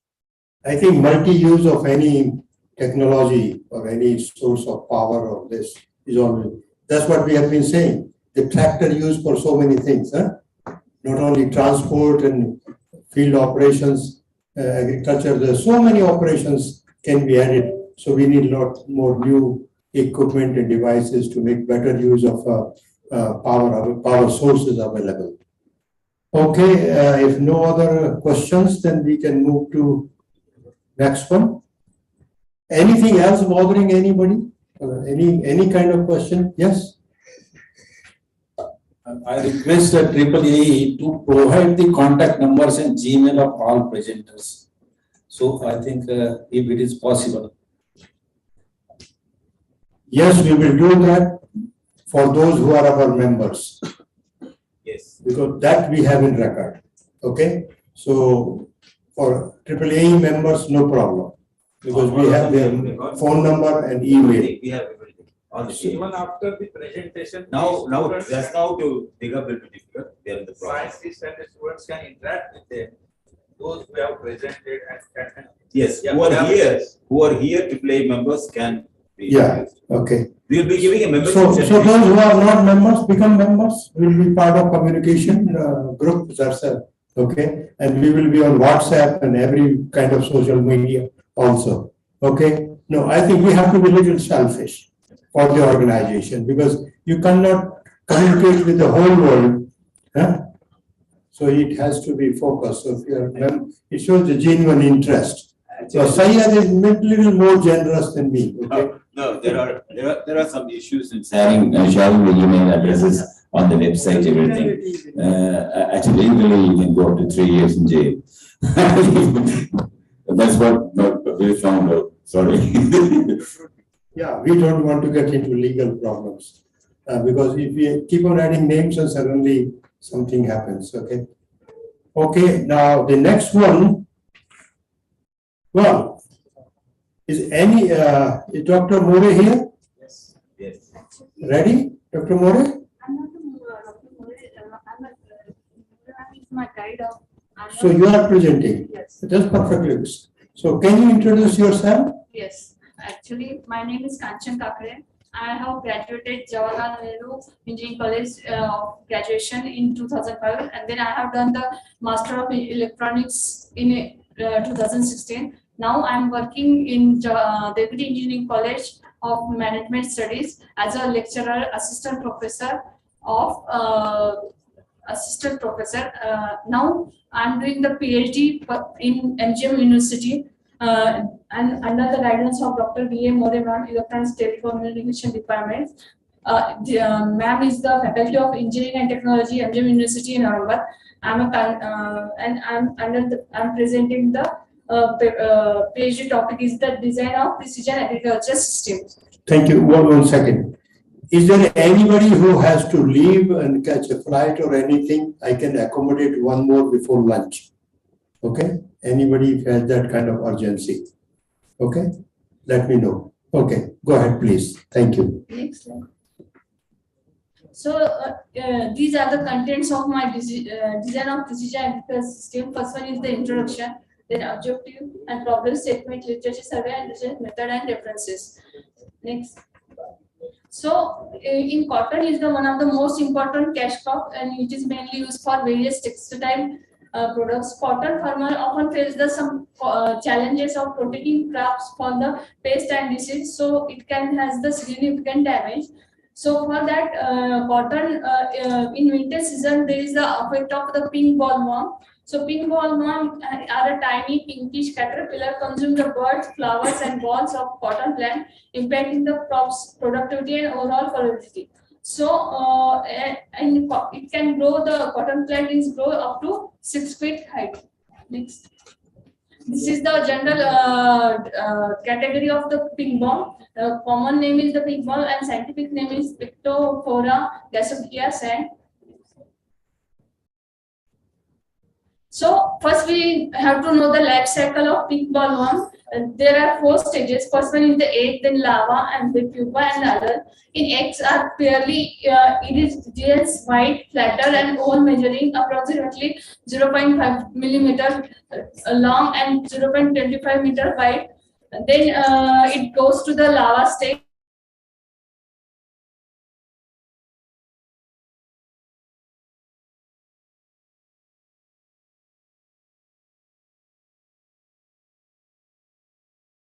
Population proceed. Pupa measure up to the 7 meter in a her. In adult moth, it is a greenish brown and then blackish band on the forewings, and the wings are silvery gray. Next. These are the life cycle. These are the eggs, larva, and pupa and adult of the pink bomb. Next. Next. These are the we have done some images taken from the Badnapur plant research center. Here is the leaf is affected by rust fungus in cotton plant. Next. So in objective, there are some objective in my PhD topic. First objective is to reduce the pink bomb disease in a cotton plant. It can detect the pink bollworm involved during the first instant. So it is detecting the larva in agriculture community. Second objective is the farmer has to apply the recommended spray to tackle the problem at early stage. Then third objective is pink bomb control in a cotton crop. Fourth objective is the preventive measure. Implementing preventive measure play a vital role controlling the pink bomb population. And last objective is to study the significant role in the cotton farming and study the how different parameter affect of the cotton. So these are the problem statement of my research topic. First one is the crop has due to disease, it increasing day by day, which affect the quality and productivity of the crop. So early and accurate detection will get the controlling the effect of the pink bomb. Next. These are the some images have been taken from the Badnapur. So these are the first initial stage of the pink bomb. It is affected on a cotton plant, and these are the in detail affected in a bollworm. So next is the appropriate use of pesticide and fertilizer. Pesticide and fertilizer, it is a very important thing in soil fertility. So it affects the human health and diversity of the long run. So to avoid the problem and issue, important use of fertilizer and pesticides is limited about the and not in an excessive amount. We cannot use the pesticide and fertilizer. Then remote sensing technology can be used in order to monitor the pest. Then soil depletion, it is the main role of the in cotton plant. It is soil depletion is the condition when the component contribution of soil fertility get removed due to any reason and it doesn't get replaced back. So next. Then there is there are some significant role in control cotton farming. First one is the climate condition, then attack of pest and disease and a higher level cost. So in climatic condition, parameter like temperature, humidity, pressure, rainfall can be controlled using environment and weather monitoring system can be considered the humidity and temperature sensor and pressure sensor. So to detect the pink ball in early stage, it is important to control the utilization of cotton ball quantity and the quality. Then high labor cost, initially the high labor cost is harvesting cotton picked by human hand, which has the major disadvantage. We have to solve this problem with the help of cotton picker machine could be used in order to harvest the cotton. These are the pink ball implemented in a control to measure is crucial. So we are using the biological control, chemical control, and monitoring and threshold control. So in biological control, we can encourage the natural enemies of the pink bomb, such as parasite wasps and spiders, maintaining the balance of the ecosystem and in around the cotton field. Then chemical control, apply the appropriate insecticide control. The pink bomb, then monitoring and threshold. Regular monitoring of cotton field is necessary to detect the early sign of pink bomb infection. Next, preventive measure. We have to do the preventive measure of the cotton plant. So first one is the crop rotation, then second is the sanitization. In crop rotation, rotate the cotton crop which other non-host plant to break the pest life cycle. Then sanitization. Good sanitation method use the cleaning the crop debris and destroy the infected crop residue. It helps to eliminate the overwintering site for the pink bomb quicker. Then early planting, we easily know the detect the pink bomb. Then next one is the cultural practices promote the healthy plant growth is essential. So these are the these practices include the appropriate of irrigation, optional fertilization, regular weeding to promote the robust plant to health and reducing the severity of pest damage. These are the different aspects of the growth of plant: soil, pH, rainfall, and air humidity. Cotton generally builds the deep, fertile, sandy loam soil with good drainage to facility of better growth. And then rainfall has some rainfall requirement is said to be 150,000 200 centimeters. 150 to 200. 200 less. It should be oblique. Air humidity is mainly affect the color and quality of food. So you have to speed up. Okay. Yeah. Okay. Give the highlights only, okay? Okay. Next. These are the pink one. Next.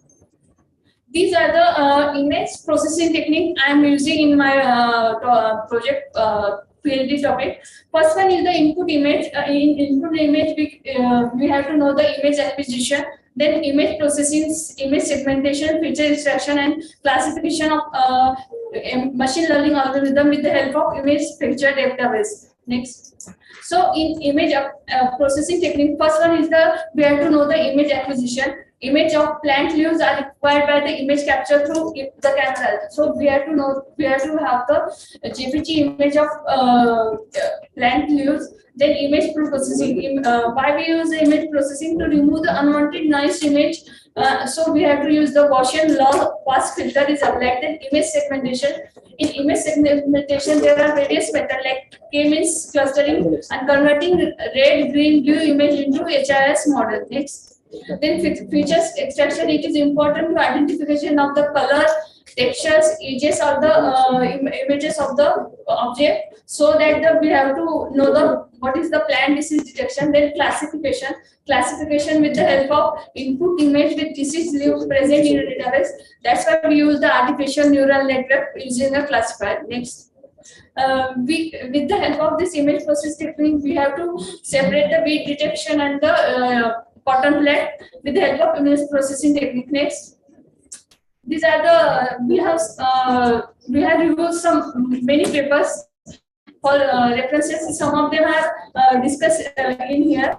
First one is the design and synthesis of automatic seed sowing robot for BT cotton seed, and the main objective of this design and development of Ch.Sambhajinagar automatic seed roll. Next. These are some review papers and title of the papers, research papers, and objective and methodology and conclusion references of the literature survey. Next. Next. So, in material method, first we have to study the area of the description, then identification of natural enemy of the armyworm, and data analysis. Next. So, conclusion, it has introduced an innovative method to perform the traditional farming process such as irrigation, crop planning, replanting, and the conduct the soil test. It is mainly used for the farmer to make the better decision and reduce the input cost by increasing efficiency, productivity, and accuracy. Next, these are some of the reference paper I searched for the my project PhD topic. Thank you very much. I think. And thank you, sir, for giving me opportunity to present the in an international conference. Thank you for all. Let me advise you, students, when you make a presentation like that, first you practice with your colleagues. Okay. And ask them to be. Okay. You are supposed to make slides to guide you. Okay? Make. Yes, Okay? I will try my best next time. Yeah, like that. Thank you for the suggestion. So that way, okay? Anybody like to ask something? Yes, please. There are two, just giving advice. There are two important organizations doing a lot of work on pest detection. One is Parbhani AAAE Foundation. They are supported by government for everything on cotton using AI. Whatever most of the work you have done is probably very relevant there. They are very, very advanced. They are in a government of India supported thing. And then there is Dr. Bhagirath Chaudhary, who is done specifically on pink bollworm. It's called Project. Okay, thank you. About Bhagirath, you can contact me. He's my student. Okay, sure. Yeah. Okay, I think Syed, you want? Oh, there is? Okay. Ramateke, Dr. Rahul? Yes. Ramateke? Yes. Yeah, please, can you come? Well, we already introduced him as better half, no? Thank you. Yeah? So, oh, sorry.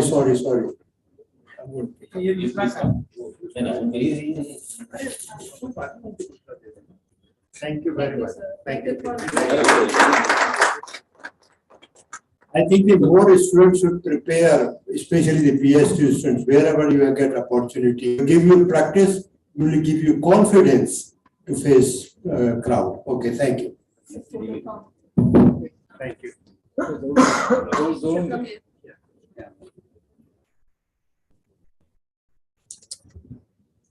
Thank you. Congratulations. Myself, Professor Ramdeke, working as a head department of renewable energy engineering, College of Agriculture Engineering and Technology, Vasantara Naik Marathwada Krishi Vidyapit, Parbhani. Basically, I am engaged in teaching research and extension and established one energy park in which I have given demonstration and training to the farmers, students and visitors. About 2 lakh visitors have been visited to our energy park and different devices in order to popularize the renewable energy devices and to encourage the farmers to use the renewable energy as an alternative power source. we have tried our level best. Different devices like Bullock-Drawn solar sprayer, which the madam has shown in her slide, the multi-purpose energy card, then bird scarer, like solar energy devices that have been designed, and it is working on the farmer's field. Here, I am talking about, my topic is fabrication of solar cabinet dryer by including the thermal energy storage material, that is phase change material. It is the need of time. Why? Because the available dryers which are available, they can work only for 8 hours. To increase the time of drying, to reduce the drying time, we have to introduce some storage material in the dryers. In some dryers, the iron foils or glass pieces or even pebbles, they are used as a storage material. But we have tried to use the phase change material, that is our paraffin wax. Paraffin wax, because it is not reacted with any metal and having the melting temperature of about 52 degrees centigrade and easily available. Industrial wax is easily available, and while melting, it stores the energy, and after storing the energy, it releases the energy while it freezes. So that's why, using this principle, we have used the paraffin wax and constructed this next slide. This is the air heater of the solar cabinet dryer, in which the air heater, it consists of the tubes which are seen here. That is the heat exchanger which we have fabricated by using 34 aluminum tubes with black coating of selective black nickel black, and it is filled with the paraffin wax. They are sealed with the nylon caps and screwed. The provision is also made, if there are any occurrence of repair and maintenance, we can remove the tubes and we can make the repair and maintenance of the air heater. After that, next. This is the heat exchanger in which the tubes are filled, as I have told earlier, and the length of the tube is about 980 millimeter, and the diameter is 5 millimeter, and filled with the paraffin wax. Next. These are certain characteristics of paraffin wax which are shown here, which is the safe and non-reactive, which is reliable, long-term chemical stability. It is having then no chemical decomposition, then less expensive and non-corrosive, then chemically inert and stable below 500 degrees centigrade, and show little volume changes on melting and have low vapor pressure in the melt form. The melting temperature is 52 degrees centigrade. Next. This is the drying chamber, which is designed with the 5 trays and insulated so that no heat is transmitted outside. This drying chamber, having the internal 2 chimneys are provided with the exhaust fan to circulate to maintain the humidity inside the cabinet. Next. These are certain assumptions made. Next. This is the drawing of the solar cabinet dryer with thermal energy storage. Next. This is the fabrication of the heat exchanger, melting of the wax, then filling of the wax with all due precautions, and sealing of the tubes and fitting the heat exchanger. Next. This is the experimental setup which is used for the drying of this dryer. It is actually designed for drying of medicinal crops like safed musli roots and shatavari. The different crops which we have tried is ginger, then some vegetable crops are also tried for drying. The drying efficiency is calculated by using this formula.